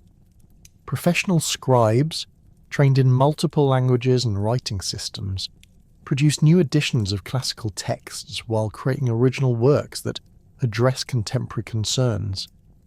The development of new scholarly methods, including systematic approaches to textual criticism and historical analysis, reflected the advanced educational systems that had been established to support imperial administration. The artistic achievements of the Neo-Assyrian period, exemplified by the palace reliefs and sculptural programs created for royal residences, demonstrated the cultural sophistication that had emerged from the synthesis of diverse imperial traditions. The palace reliefs at Nineveh, covering thousands of square meters of wall surface, depicted royal hunting scenes, military campaigns, and religious ceremonies with unprecedented detail and artistic sophistication. These works, carved from limestone slabs and originally painted in bright colours, served both decorative and propagandistic functions by celebrating royal achievements while demonstrating the empire's cultural superiority. The technical innovations employed in creating these artistic works reflected the advanced craft capabilities that had been developed within imperial workshops. The use of standardized carving techniques, combined with sophisticated compositional principles, enabled teams of craftsmen to create unified artistic programs that maintained consistent quality across vast decorative schemes. The integration of textual elements with visual imagery, including cuneiform inscriptions that provided historical context for depicted scenes, demonstrated the sophisticated understanding of visual communication that had been achieved by Assyrian artists. The palace architecture that housed these artistic programs reflected the monumental scale and sophisticated planning that characterized Assyrian imperial construction. The palace at Nineveh, covering over 200 hectares and containing dozens of courtyards and hundreds of rooms, required the coordinated efforts of thousands of workers over multiple decades. The building's sophisticated infrastructure, including drainage systems, water supply networks, and ventilation arrangements, demonstrated the advanced engineering capabilities that had been developed to support imperial administration. The economic systems that supported this vast imperial apparatus represented achievements in administrative organization that enabled effective resource management across diverse geographic regions. The tribute system, which required subject territories to provide regular payments in goods and services, created revenue streams that supported imperial military forces and administrative personnel. The systematic assessment of tribute obligations, based on detailed surveys of agricultural productivity and commercial activity, ensured that imperial demands remained within the economic capabilities of subject populations while maximizing revenue generation. The trade networks that connected the empire with distant regions provided access to luxury goods and raw materials that enhanced imperial wealth while demonstrating Assyrian power to foreign observers. Royal merchants, operating under official protection and following standardized procedures, established trading relationships that extended from the Iranian plateau to the Mediterranean coast. These commercial activities, supported by diplomatic agreements and military guarantees, generated substantial revenues while facilitating the cultural exchange that enriched Assyrian civilization. The manufacturing systems that produced goods for both imperial consumption and international trade demonstrated the sophisticated craft capabilities that had been developed within Assyrian territories. Royal workshops, established in major cities and staffed by skilled craftsmen, produced luxury goods that met the demanding standards of imperial courts while maintaining the quality necessary for diplomatic gift exchange. The standardization of production techniques, combined with quality control measures enforced by professional supervisors, created manufacturing capabilities that exceeded anything previously achieved in the ancient world. The collapse of the Neo-Assyrian Empire in 609 BCE created a power vacuum that would be filled by one of the most spectacular and culturally significant dynasties in Mesopotamian history. The Neo-Babylonian Empire, established by Nabopolassar in 626 BCE, represented not merely a political revival but a conscious attempt to restore Babylonian glory, while incorporating the administrative innovations and international connections that had characterized the preceding Assyrian period. Under the leadership of Nebuchadnezzar II, who ascended to the throne in 605 BCE, this renewed Babylonian state would achieve unprecedented architectural magnificence, military success, and cultural achievement that would make Babylon synonymous with imperial grandeur throughout the ancient world. Nebuchadnezzar's architectural vision for Babylon reflected both his political ambitions and his understanding of monumental construction as a tool of imperial legitimacy. The reconstruction of the city began almost immediately upon his accession and continued throughout his 43-year reign, transforming Babylon into a metropolis that dwarfed all previous Mesopotamian urban centers. The city's new layout, covering approximately 850 hectares within its outer walls, incorporated sophisticated urban planning principles that balanced ceremonial magnificence with practical functionality. The famous double-wall system, consisting of an outer wall 7 meters thick and an inner wall 6.5 meters thick, created a defensive perimeter that extended for over 18 kilometers and included numerous towers positioned at regular intervals to provide overlapping fields of fire.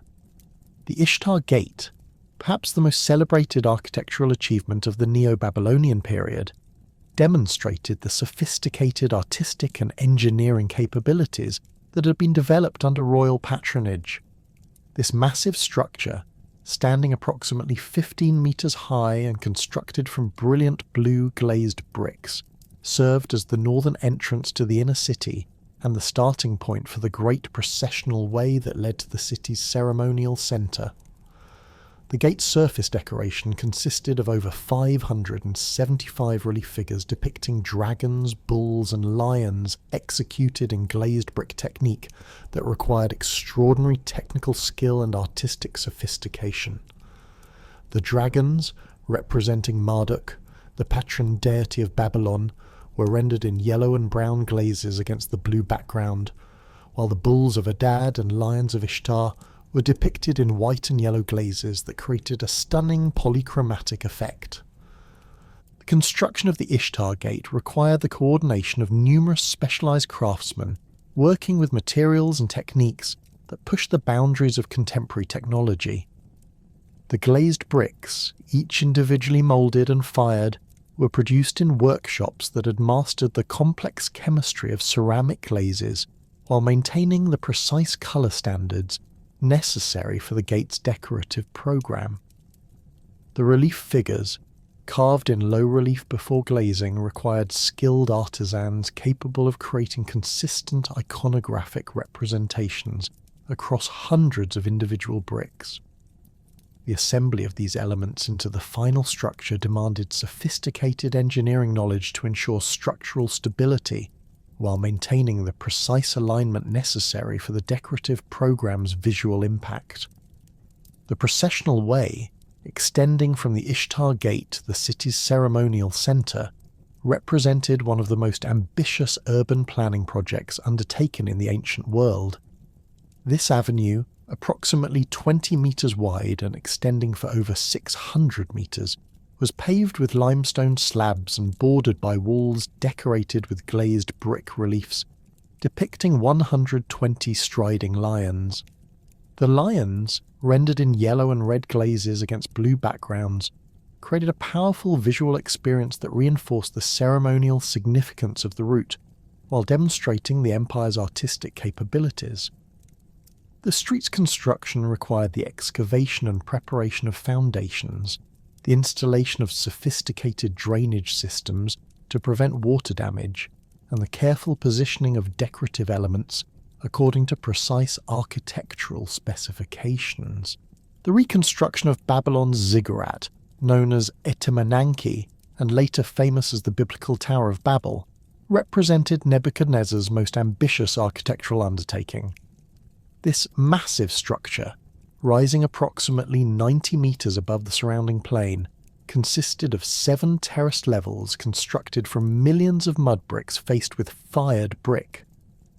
The ziggurat's base measured 91 metres on each side, making it one of the largest religious structures ever constructed in Mesopotamia.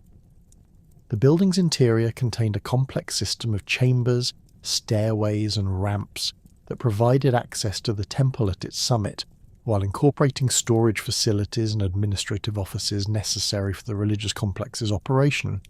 The engineering challenges posed by the ziggurat's construction required innovations in structural design and construction techniques that demonstrated the advanced technical capabilities available to Nebuchadnezzar's builders. The massive weight of the upper levels necessitated the development of sophisticated foundation systems that distributed loads evenly across the underlying soil. The structure's drainage systems, incorporating both surface channels and internal conduits, prevented water damage while maintaining structural integrity across the building's enormous mass. The coordination of materials and labour required for the project's completion demanded administrative capabilities that reflected the sophisticated bureaucratic systems that had been developed to support imperial construction programs. The palace complex constructed by Nebuchadnezzar, adjacent to the processional way, demonstrated the integration of ceremonial magnificence with practical administrative functionality that characterized Neo-Babylonian royal architecture. The southern palace, covering approximately 5 hectares and containing over 600 rooms, served as both the royal residence and the empire's administrative centre. The building's throne room, measuring 52 metres in length and 17 metres in width, provided a suitably impressive setting for royal audiences while incorporating acoustic design features that enhanced the ceremonial impact of royal pronouncements. The palace's decorative programme, executed in glazed brick reliefs and painted plaster, depicted royal hunting scenes, religious ceremonies, and tribute processions that celebrated imperial achievements while reinforcing the divine nature of royal authority. The legendary Hanging Gardens of Babylon, described by classical authors as one of the 7 wonders of the ancient world, represented the pinnacle of Neo-Babylonian horticultural and engineering achievement. These terraced gardens, constructed within the palace complex, employed sophisticated irrigation systems that lifted water from the Euphrates River to supply plants growing at various elevations above ground level. The garden's design incorporated architectural elements that created microclimates suitable for diverse plant species, including trees and flowering plants imported from throughout the empire's territories. The engineering systems that supported the gardens, including waterproof terraces, drainage networks, and mechanical lifting devices, demonstrated the advanced technical knowledge that had been developed to support royal luxury while creating unprecedented landscape architecture. Nebuchadnezzar's military campaigns extended Neo-Babylonian control throughout the Levant while demonstrating the empire's ability to conduct complex military operations across vast distances. The siege of Jerusalem, beginning in 597 BCE and culminating in the city's destruction in 586 BCE, represented one of the most significant military achievements of the Neo-Babylonian period, while having profound consequences for the development of Jewish religious and cultural identity.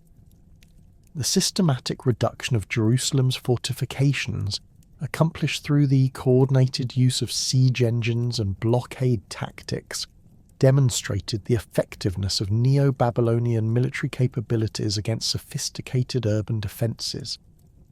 The deportation of Jewish populations following Jerusalem's conquest represented a systematic implementation of population transfer policies that had been developed during the Assyrian period, but refined under Neo-Babylonian administration. The removal of approximately 10,000 skilled craftsmen, administrators, and religious leaders to Babylon served multiple purposes. It eliminated potential sources of rebellion in conquered territories, while providing the empire with valuable human resources for construction projects and administrative positions. The deportees were settled in established communities near Babylon, where they could maintain their cultural identity while contributing to imperial development programs. The Babylonian exile, as this deportation came to be known, had profound impacts on Jewish religious development that extended far beyond its immediate political consequences. The experience of displacement from their homeland forced Jewish communities to develop new forms of religious practice that could function without the temple in Jerusalem. The emphasis on textual study, communal worship, and portable religious practices that emerged during this period laid the foundations for rabbinic Judaism while preserving Jewish cultural identity under foreign rule. The literary works produced during the exile, including portions of the Hebrew Bible, reflected both the trauma of displacement and the adaptation to new circumstances that characterized Jewish experience under Neo-Babylonian rule. The integration of deported populations into Neo-Babylonian society demonstrated the empire's sophisticated approach to managing diverse ethnic and cultural groups within its territories. Jewish communities in Babylon maintained their religious practices while participating in commercial and administrative activities that contributed to imperial prosperity. Some individuals achieved positions of significant responsibility within the imperial bureaucracy, demonstrating the meritocratic elements that characterized Neo-Babylonian administration. The preservation of Jewish cultural identity within the broader imperial framework created a model for cultural pluralism that would influence subsequent imperial systems.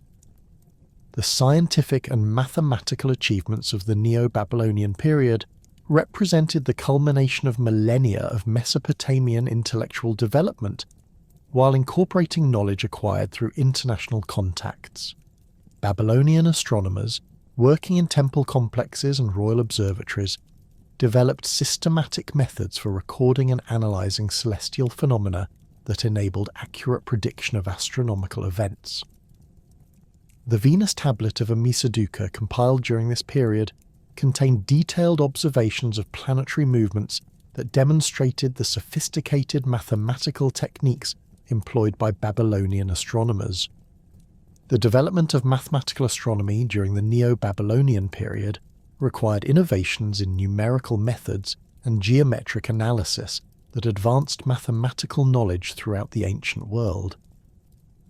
Babylonian mathematicians developed sophisticated techniques for calculating planetary positions, eclipse predictions, and calendar correlations that required the manipulation of large numbers and complex geometric relationships. The sexagesimal number system, inherited from earlier Mesopotamian traditions, provided the numerical framework for these calculations while enabling the development of trigonometric concepts that would influence mathematical development for centuries.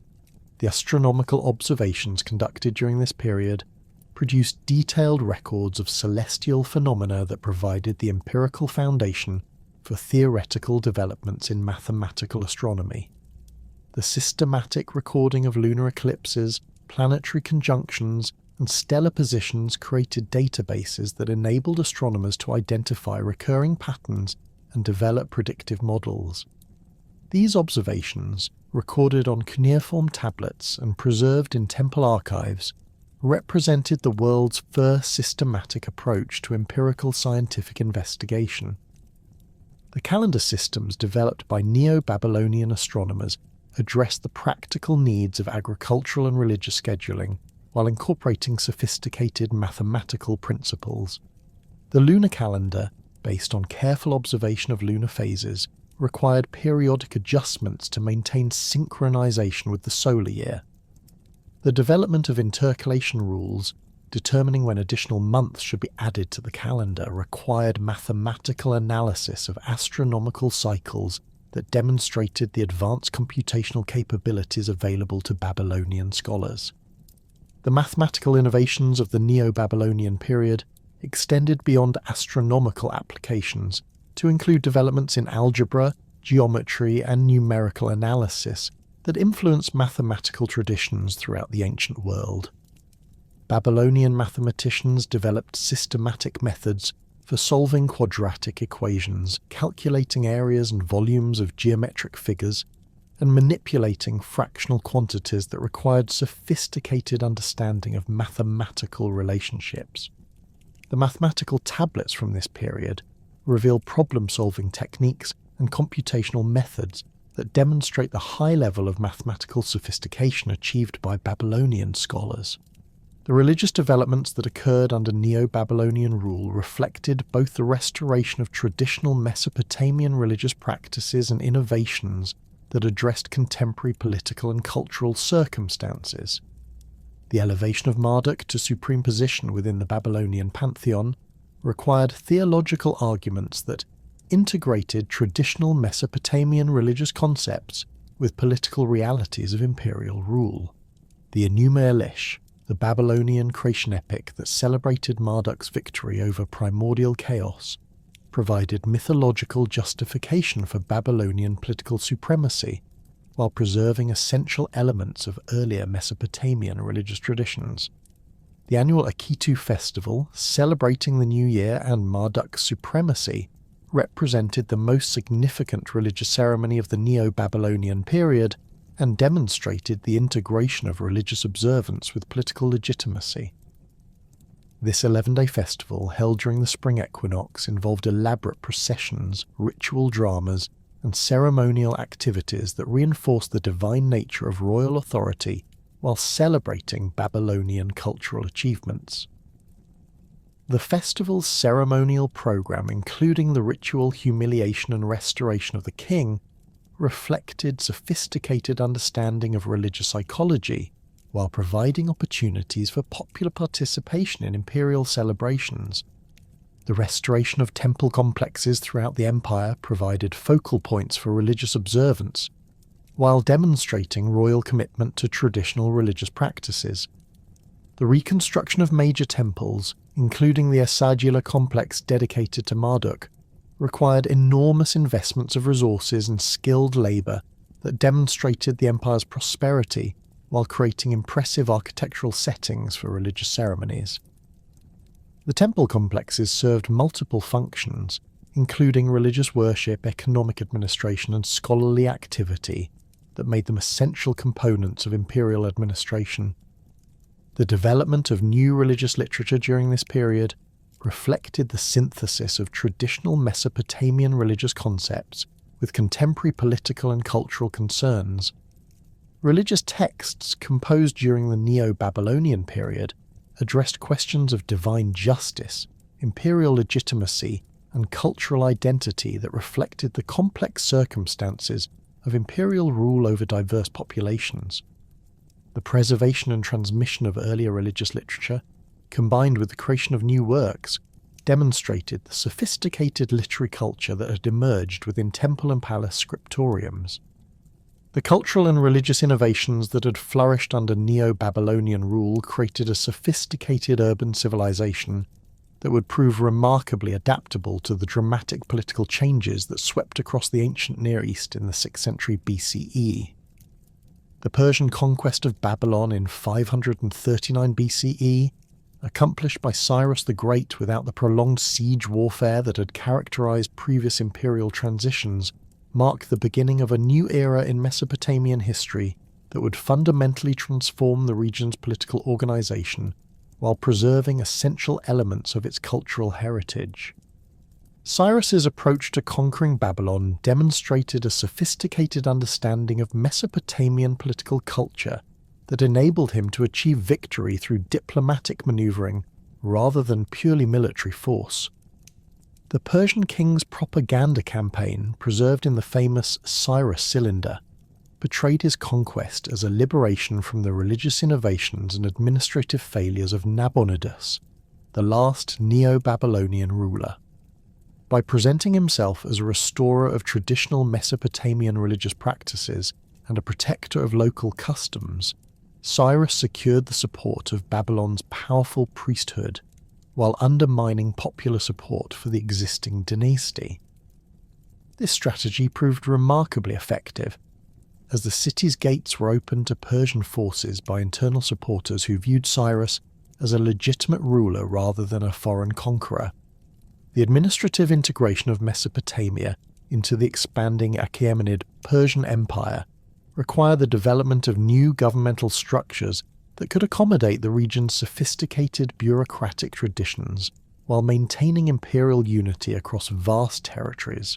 The satrap system, implemented by Cyrus and refined by his successors, divided the empire into large administrative provinces governed by appointed officials who possessed both civilian and military authority.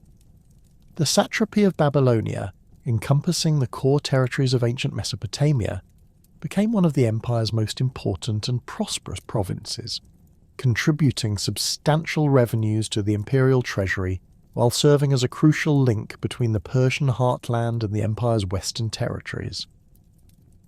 The Persian approach to governing Mesopotamia demonstrated remarkable cultural sensitivity that preserved local traditions while integrating the region into the broader imperial framework.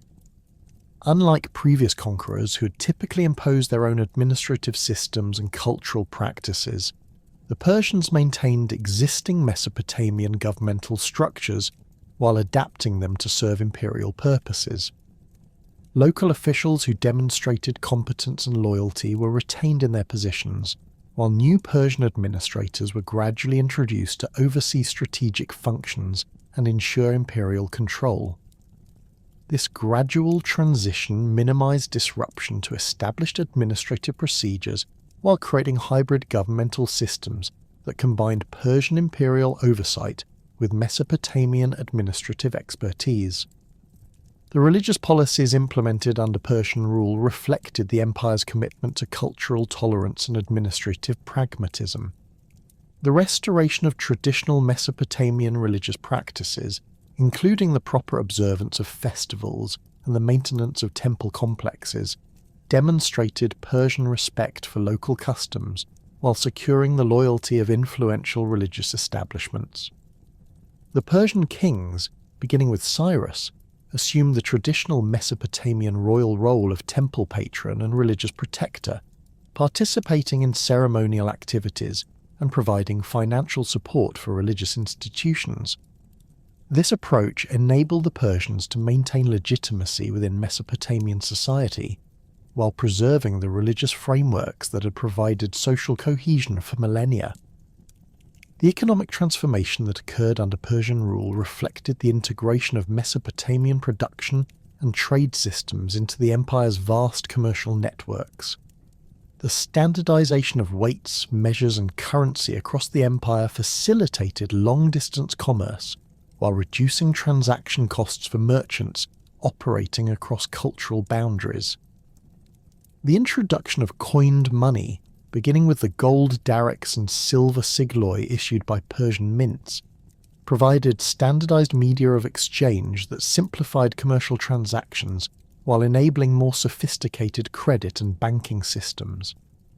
Mesopotamian merchants operating within these new economic frameworks expanded their commercial activities to include territories that had previously been accessible only through complex diplomatic arrangements. The agricultural policies implemented by Persian administrators enhanced food production while supporting population growth in urban centres. The expansion of irrigation systems, accomplished through imperial investment and coordinated planning, brought previously marginal lands under cultivation while improving the productivity of existing agricultural areas. The introduction of new crops, including varieties adapted from other regions of the empire, diversified agricultural production and reduced the risks associated with crop failures. The systematic organisation of agricultural territories, with carefully planned field systems and water distribution networks, maximise productivity while maintaining the environmental sustainability that had enabled Mesopotamian agriculture to flourish for millennia. The craft production systems that developed under Persian rule achieved new levels of sophistication through the integration of Mesopotamian technical traditions with innovations borrowed from other parts of the empire. Royal workshops, established in major cities and staffed by skilled craftsmen from diverse cultural backgrounds, produced luxury goods that combined traditional Mesopotamian artistic themes with Persian imperial iconography. The development of new artistic styles, incorporating elements from Persian, Mesopotamian, and other imperial traditions, created distinctive cultural expressions that reflected the cosmopolitan nature of Persian imperial society while preserving essential elements of local artistic heritage. The architectural achievements of the Persian period in Mesopotamia demonstrated the successful synthesis of imperial grandeur with local building traditions. The reconstruction of major temple complexes, undertaken with royal patronage and employing the finest craftsmen available, created religious buildings that maintained traditional Mesopotamian architectural principles while incorporating Persian decorative elements. The use of new construction techniques, including improved stoneworking methods and more sophisticated structural engineering, enabled the creation of buildings that surpassed previous architectural achievements while preserving the essential religious and ceremonial functions that had characterized Mesopotamian sacred architecture. The intellectual developments that occurred under Persian rule reflected the empire's commitment to preserving and transmitting cultural knowledge across diverse populations. The establishment of libraries and scriptoriums in major cities created centres for scholarly activity that maintained Mesopotamian literary traditions, while facilitating cultural exchange with other parts of the empire. Scribes trained in multiple languages and writing systems produced new editions of classical texts while creating original works that addressed contemporary concerns. The development of new scholarly methods, including systematic approaches to historical analysis and comparative studies, reflected the advanced educational systems that had been established to support imperial administration. The legal systems that evolved under Persian rule demonstrated the integration of Mesopotamian legal traditions with imperial administrative requirements. The preservation of local legal customs, combined with the introduction of Persian imperial law for matters affecting imperial interests, created hybrid legal systems that provided familiar frameworks for local disputes while ensuring imperial control over strategic issues. The training of legal professionals in both local and imperial legal traditions enabled the development of sophisticated jurisprudential systems that could address the complex legal issues arising from the interaction of diverse cultural and legal traditions within the imperial framework. The military organization that supported Persian rule in Mesopotamia reflected the empire's approach to integrating local military traditions with imperial strategic requirements. Mesopotamian military units, equipped and trained according to Persian standards, but maintaining elements of local military culture, served alongside Persian forces in campaigns throughout the empire. The development of combined arms tactics, incorporating Mesopotamian siege warfare expertise with Persian cavalry and archery techniques, created military capabilities that proved highly effective against diverse opponents. The establishment of military colonies in strategic locations provided security for trade routes and administrative centres, while creating communities that blended Persian and Mesopotamian military traditions. The transformation of Mesopotamian society under Persian rule created new social structures that reflected the empire's multicultural character, while preserving essential elements of traditional Mesopotamian social organization. The Persian nobility, settling in major Mesopotamian cities, intermarried with local elite families and adopted aspects of Mesopotamian culture while maintaining their Persian identity. This cultural synthesis created new social classes that combined Persian political authority with Mesopotamian economic expertise and cultural knowledge. The development of new educational institutions designed to train administrators capable of operating effectively within this multicultural environment produced professional classes that could serve imperial needs while maintaining connections to local communities. The commercial networks that connected Mesopotamia with the distant regions of the Persian Empire facilitated unprecedented levels of cultural and economic exchange. Mesopotamian merchants, operating under imperial protection and following standardized commercial procedures, established trading relationships that extended from the Indus Valley to the Mediterranean coast. These commercial activities, supported by imperial infrastructure including roads, bridges and communication systems, generated substantial wealth while facilitating the exchange of ideas, technologies and cultural practices that enriched Mesopotamian civilization. The artistic and cultural developments that emerged from this commercial and cultural exchange created new forms of artistic expression that reflected the cosmopolitan nature of Persian imperial society.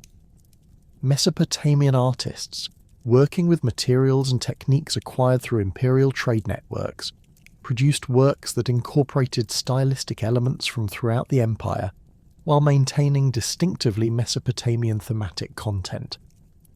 The development of new decorative techniques, including the use of precious metals and exotic materials in architectural decoration, created artistic works that demonstrated the wealth and cultural sophistication that had emerged from imperial integration. The arrival of Alexander the Great in Mesopotamia in 331 BCE marked the beginning of another fundamental transformation in the region's political and cultural development. The Macedonian conquest of the Persian Empire, accomplished through a series of brilliant military campaigns that demonstrated Alexander's tactical genius and strategic vision, created opportunities for new forms of cultural synthesis that would profoundly influence Mesopotamian civilization.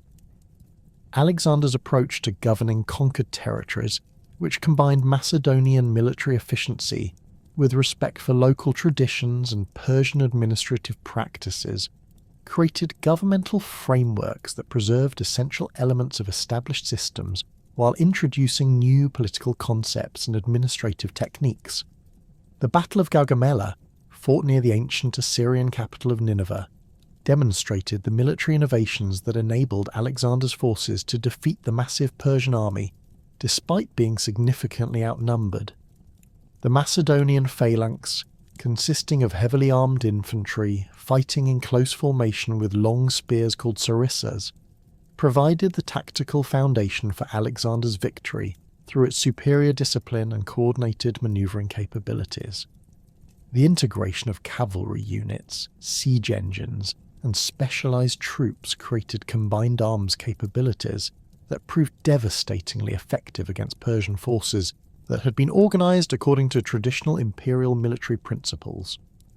Alexander's treatment of Babylon following his victory reflected his sophisticated understanding of Mesopotamian political culture and his commitment to maintaining continuity with established governmental traditions.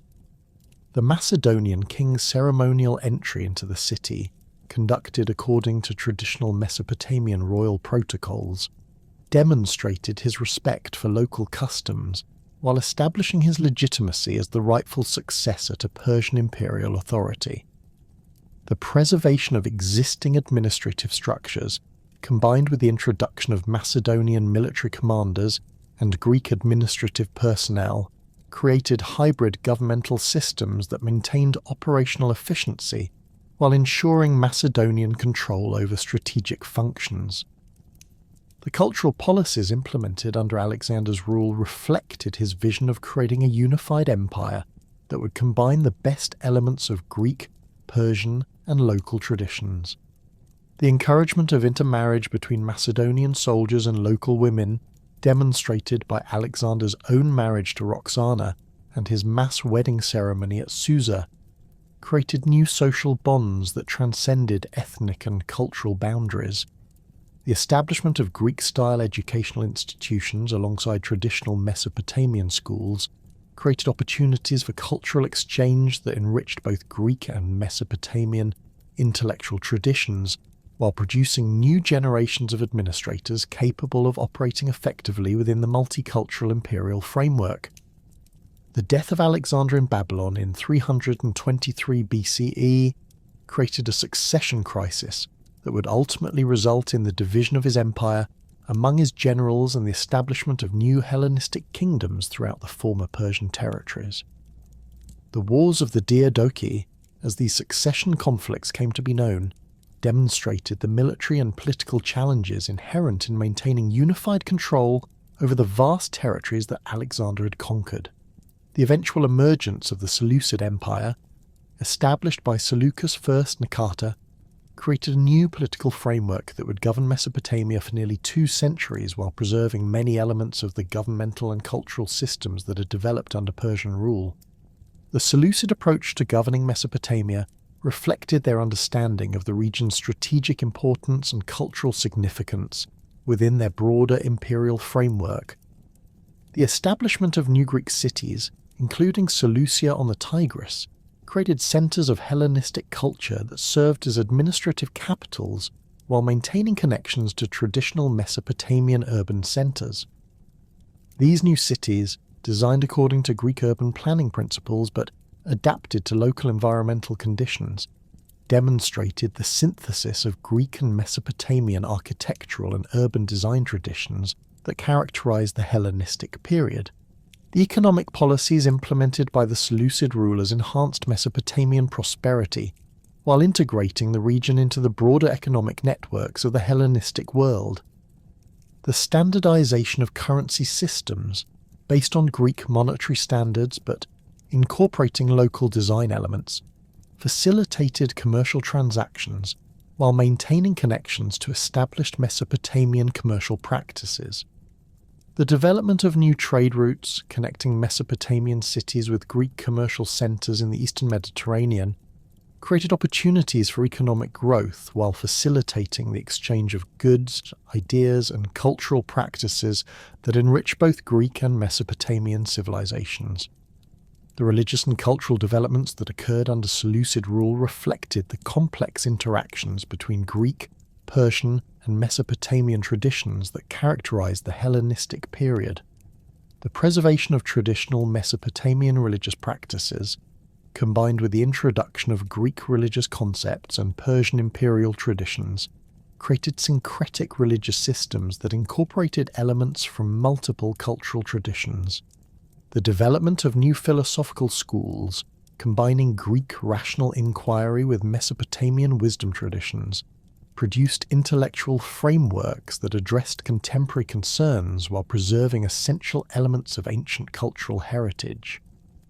The military innovations that emerged during the Seleucid period reflected the integration of Macedonian tactical principles with Persian and Mesopotamian military traditions. the development of new siege warfare techniques, combining Greek engineering expertise with Mesopotamian architectural knowledge, created military capabilities that proved highly effective against diverse opponents. The establishment of military colonies throughout the empire provided security for trade routes and administrative centres, while creating communities that blended Greek, Persian and Mesopotamian military traditions. The gradual decline of Seleucid power in Mesopotamia during the 2nd century BCE created opportunities for new political forces to assert control over the region. The rise of the Parthian Empire, established by nomadic peoples from the Iranian plateau, would ultimately result in the end of Hellenistic rule in Mesopotamia and the beginning of a new phase in the region's political and cultural development. The Parthian conquest of Mesopotamia in 141 BCE marked the end of nearly 4 centuries of Greek political influence, while preserving many elements of the cultural synthesis that had emerged during the Hellenistic period. The Parthian conquest of Mesopotamia in 141 BCE marked the beginning of the final phase of ancient Mesopotamian civilization, as the region became a contested frontier province between 2 great empires locked in perpetual struggle. The Parthian Empire, established by the Arsacid dynasty and centred in the Iranian plateau, brought new forms of political organisation and cultural expression to Mesopotamia, while simultaneously preserving certain elements of the Hellenistic administrative systems they had inherited from the Seleucids. This transition occurred not through sudden conquest, but through a gradual process of territorial acquisition that reflected the Parthians' pragmatic approach to imperial expansion and their understanding of Mesopotamia's strategic importance as a buffer zone against Roman expansion. The Parthian military system that enabled their conquest of Mesopotamia represented a revolutionary approach to warfare that combined traditional Iranian nomadic tactics with innovations borrowed from settled civilizations. The backbone of Parthian armies consisted of heavily armoured cavalry units known as cataphracts, mounted warriors encased in scale armour and wielding long lances who could deliver devastating charges against enemy formations. These elite units, drawn from the Parthian nobility and equipped at enormous expense, possessed tactical capabilities that proved highly effective against both infantry formations and light cavalry forces. The cataphracts' horses, bred specifically for size and strength, were also protected by armour that covered their heads, necks and flanks, creating an almost impenetrable barrier that could smash through enemy lines while remaining relatively immune to conventional weapons. Complementing the heavy cavalry were units of mounted archers whose tactical mobility and firepower revolutionized battlefield dynamics throughout the ancient world. These warriors, equipped with powerful composite bows and trained from childhood in the demanding art of mounted archery, could deliver accurate fire while moving at full gallop. The famous Parthian shot, where archers would turn in their saddles to fire at pursuing enemies while retreating, became a legendary tactic that demoralized opponents and demonstrated the extraordinary skill of Parthian horsemen. The combination of heavy and light cavalry created tactical flexibility that enabled Parthian commanders to adapt their strategies to different opponents and battlefield conditions while maintaining the mobility that had traditionally characterized Iranian warfare. The Battle of Carrhae in 53 BCE demonstrated the devastating effectiveness of Parthian military tactics against Roman forces and established the military reputation that would define Parthian-Roman relations for centuries. The Roman army under Marcus Licinius Crassus, consisting of approximately 40,000 infantry and 4,000 cavalry, encountered a Parthian force of roughly 10,000 mounted warriors under the command of Surena, a young nobleman who had recently distinguished himself in campaigns against nomadic tribes. The battle unfolded on the flat plains near the town of Carrhae, terrain that favoured cavalry operations and negated the advantages typically enjoyed by Roman infantry formations. The Parthian tactical approach at Carrhae involved using mounted archers to harass Roman formations while avoiding direct engagement with the disciplined infantry. the Roman soldiers, organised in their traditional manipular formations and protected by large shields, initially withstood the arrow bombardment while attempting to close with their tormentors. However, the Parthian archers maintained their distance through superior mobility, continuously circling the Roman formation while delivering accurate fire that gradually wore down the defenders. The Romans' attempts to charge the Parthian lines were met by devastating cataphract attacks that shattered their formations and inflicted heavy casualties on the exposed troops. The psychological impact of the Parthian victory at Carrhae extended far beyond its immediate military consequences, establishing a pattern of Roman-Parthian conflict that would characterize their relationship for the next 3 centuries. The death of Crassus and the destruction of his army eliminated one of Rome's most powerful political figures, while demonstrating that Roman military supremacy was not absolute. The capture of Roman military standards, including the legionary eagles that symbolized Roman military honor, provided the Parthians with powerful propaganda tools that reinforced their legitimacy while humiliating their enemies. The ransom negotiations that followed the battle established diplomatic protocols that would govern subsequent Roman-Parthian interactions, while creating precedents for prisoner exchanges and territorial agreements. The administrative system that the Parthians established in Mesopotamia reflected their understanding of the region's complex cultural heritage and their pragmatic approach to imperial governance. Rather than imposing uniform administrative structures throughout their territories, the Parthians developed a feudal system that granted considerable autonomy to local rulers while maintaining overall imperial control through a network of vassalage relationships. The Mesopotamian territories were divided among various client kings and regional governors who maintained their own military forces and administrative apparatus, while acknowledging Parthian suzerainty and providing tribute to the imperial treasury. The city of Ctesiphon, established on the east bank of the Tigris River opposite the Hellenistic city of Seleucia, became the Parthian administrative centre for Mesopotamia and eventually evolved into one of the largest cities in the ancient world. The site's strategic location, positioned at the narrowest point between the Tigris and Euphrates rivers, where major trade routes converged, provided significant commercial advantages while offering defensive benefits against potential Roman attacks. The city's rapid growth, supported by imperial investment and commercial prosperity, attracted populations from throughout the Parthian Empire, while creating a cosmopolitan urban centre that blended Iranian, Mesopotamian, and Hellenistic cultural traditions. The architecture of Ctesiphon reflected the synthesis of diverse cultural influences that characterized Parthian imperial culture. The famous Tak Kasra, a massive barrel-vaulted hall that served as the royal audience chamber, demonstrated innovative engineering techniques that combined Iranian architectural concepts with Mesopotamian construction methods. The structure, built from fired brick and measuring approximately 37 metres in width and 30 metres in height, created an interior space of unprecedented scale that could accommodate thousands of courtiers and visitors during royal ceremonies. The vault's construction, achieved without the use of supporting columns, required sophisticated understanding of structural engineering principles and represented one of the most remarkable architectural achievements of the ancient world. The decorative programs that adorned Parthian royal buildings incorporated artistic elements from multiple cultural traditions, while developing distinctive stylistic characteristics that reflected the empire's multicultural character.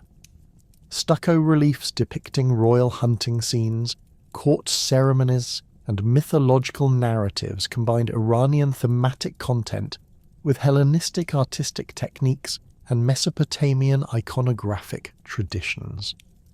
The use of bright colours, including blues, reds, and gold leaf, created visual effects that enhanced the ceremonial impact of royal architecture, while demonstrating the wealth and cultural sophistication that had emerged from imperial prosperity.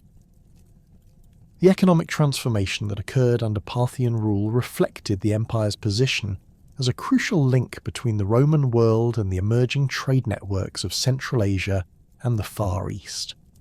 The Silk Road, the network of trade routes that connected China with the Mediterranean world, passed through Parthian territories and generated enormous revenues through customs duties and commercial taxes.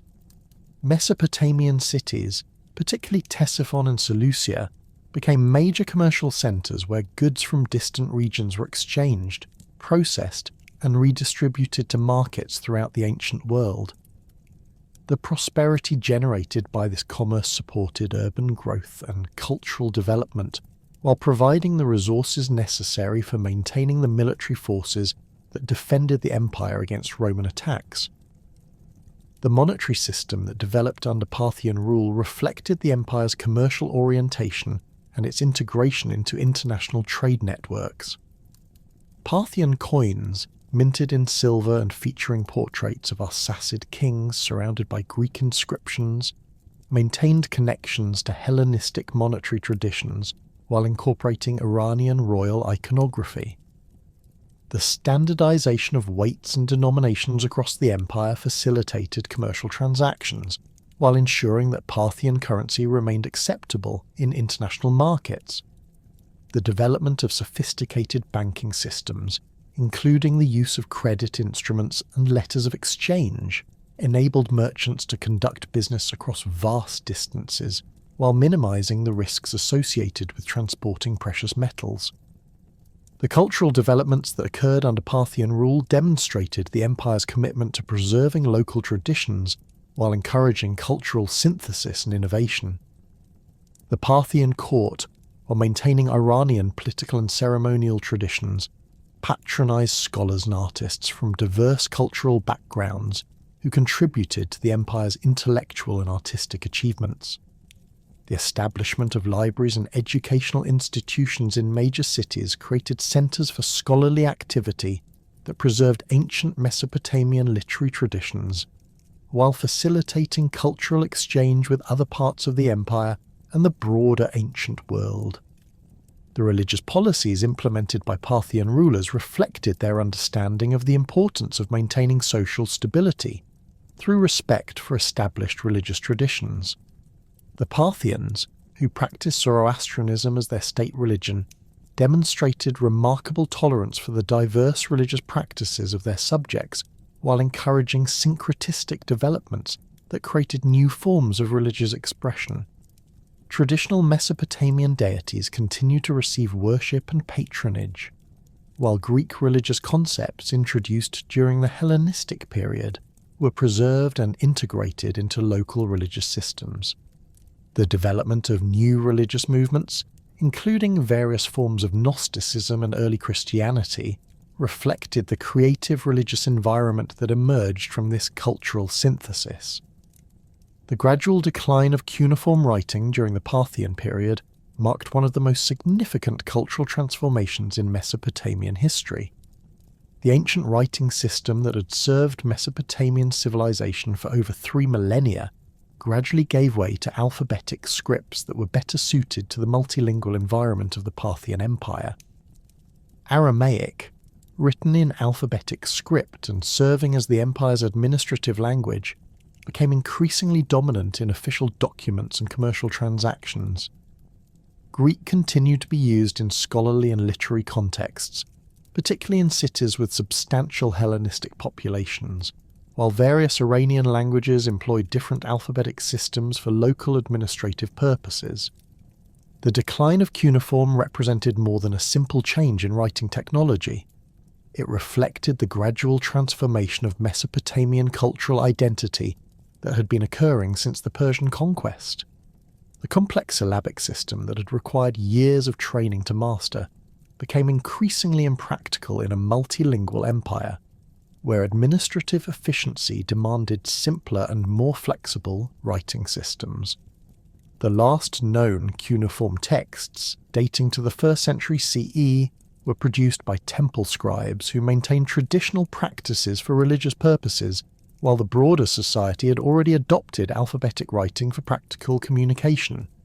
Archaeological evidence from Mesopotamian sites during the Parthian period reveals a complex pattern of urban decline and transformation that reflected the changing political and economic circumstances of the region.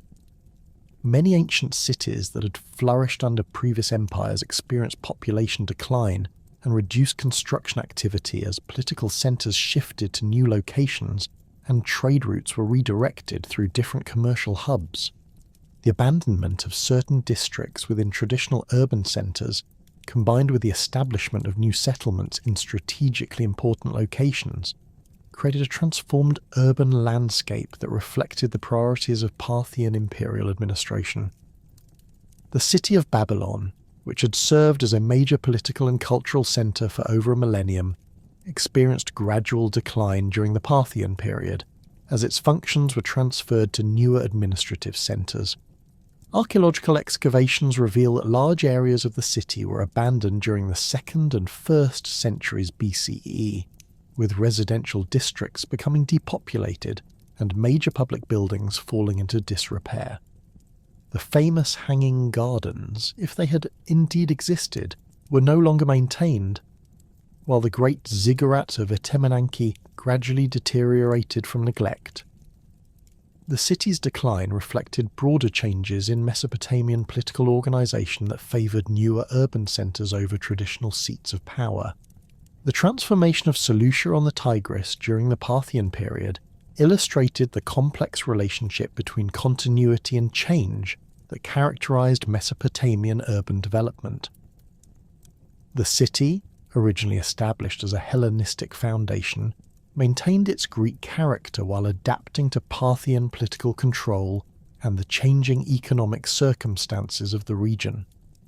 Archaeological evidence reveals continued construction activity and population growth during the early Parthian period, followed by gradual decline as the nearby city of Ctesiphon assumed greater political and economic importance.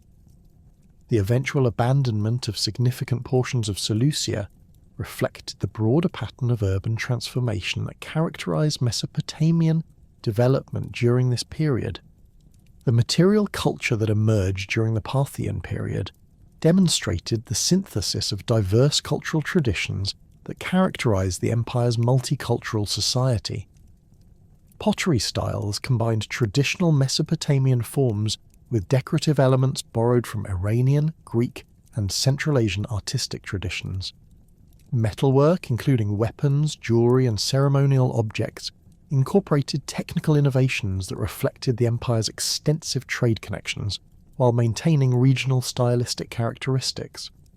Textile production, enhanced by access to silk and other luxury materials through Silk Road commerce, created new forms of decorative art that influenced fashion and artistic expression throughout the ancient world.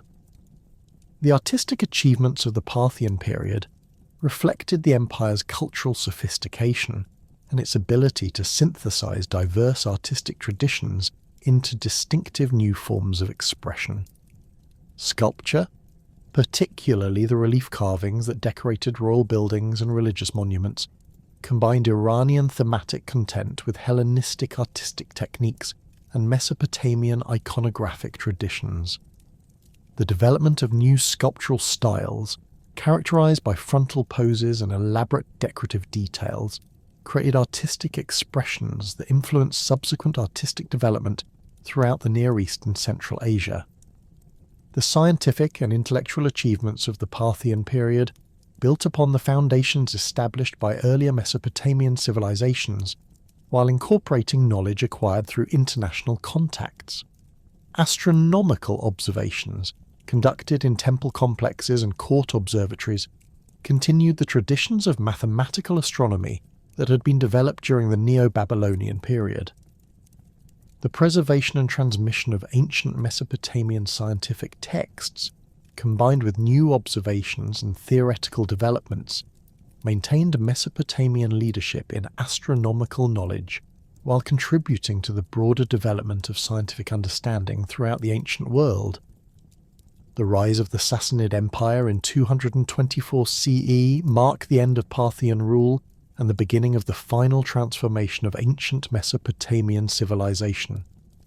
The Sassanid conquest, accomplished through a combination of military force and political maneuvering, established a new Iranian dynasty that would govern Mesopotamia for the next 4 centuries, while implementing administrative and cultural policies that differed significantly from those of their Parthian predecessors. The Sassanid emphasis on centralized administration and religious orthodoxy created governmental systems that reduced local autonomy while promoting cultural homogenization throughout their territories. The legacy of ancient Mesopotamian civilization, preserved and transmitted through the various political transformations that had occurred over more than 3 millennia, continued to influence human development long after the disappearance of the last cuneiform texts and the abandonment of the great cities that had once dominated the alluvial plains between the Tigris and Euphrates rivers. The legal principles first codified in Hammurabi's law code provided foundations for subsequent legal systems throughout the ancient world, while the administrative techniques developed by Mesopotamian bureaucrats influenced imperial governance from the Roman Empire to medieval Islamic states. The mathematical and astronomical knowledge that had been accumulated by Mesopotamian scholars over centuries of systematic observation and analysis provided crucial foundations for the development of scientific understanding throughout the ancient world. The sexagesimal number system, the division of the circle into 360 degrees, and the mathematical techniques for calculating planetary positions and predicting eclipses all originated in Mesopotamian scholarly traditions and continued to influence mathematical and astronomical development for centuries after the end of ancient Mesopotamian civilization.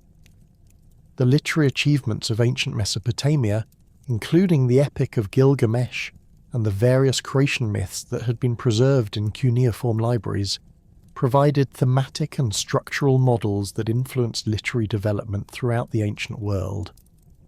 The preservation of these works in Greek and Aramaic translations ensured their transmission to subsequent civilizations, while their themes of heroism, mortality, and the relationship between humans and gods continued to resonate with audiences across cultural boundaries. The urban planning principles and architectural techniques that had been developed in Mesopotamian cities provided models for urban development throughout the ancient world. The concept of the city as a unified political and economic entity, the development of sophisticated infrastructure systems, including water supply and waste management, and the integration of residential, commercial, and religious districts, all originated in Mesopotamian urban planning and influenced city development from the Roman Empire to medieval Islamic civilization. The agricultural innovations that had enabled Mesopotamian civilization to flourish in the challenging environment of the alluvial plains provided technical knowledge that continued to influence farming practices throughout the ancient world. The development of irrigation systems, the techniques for managing soil salinity, and the methods for coordinating agricultural production across large territories all originated in Mesopotamian agricultural practice and provided foundations for agricultural development in other regions with similar environmental challenges. Thus ended the long history of ancient Mesopotamian civilization, a remarkable human achievement that had transformed a challenging natural environment into the cradle of urban life, writing, law, and countless other innovations that would shape human development for millennia to come. From the earliest agricultural settlements of the Neolithic period to the cosmopolitan cities of the Parthian Empire, Mesopotamia had served as a laboratory for human social organization and cultural development, creating institutional frameworks and intellectual traditions that would influence civilization long after the last cuneiform tablet had been inscribed and the great cities had been abandoned to the desert sands. The legacy of this ancient civilization continues to influence human society today, a testament to the remarkable achievements of the peoples who first learned to harness the waters of the Tigris and Euphrates rivers and create the foundations of civilized life.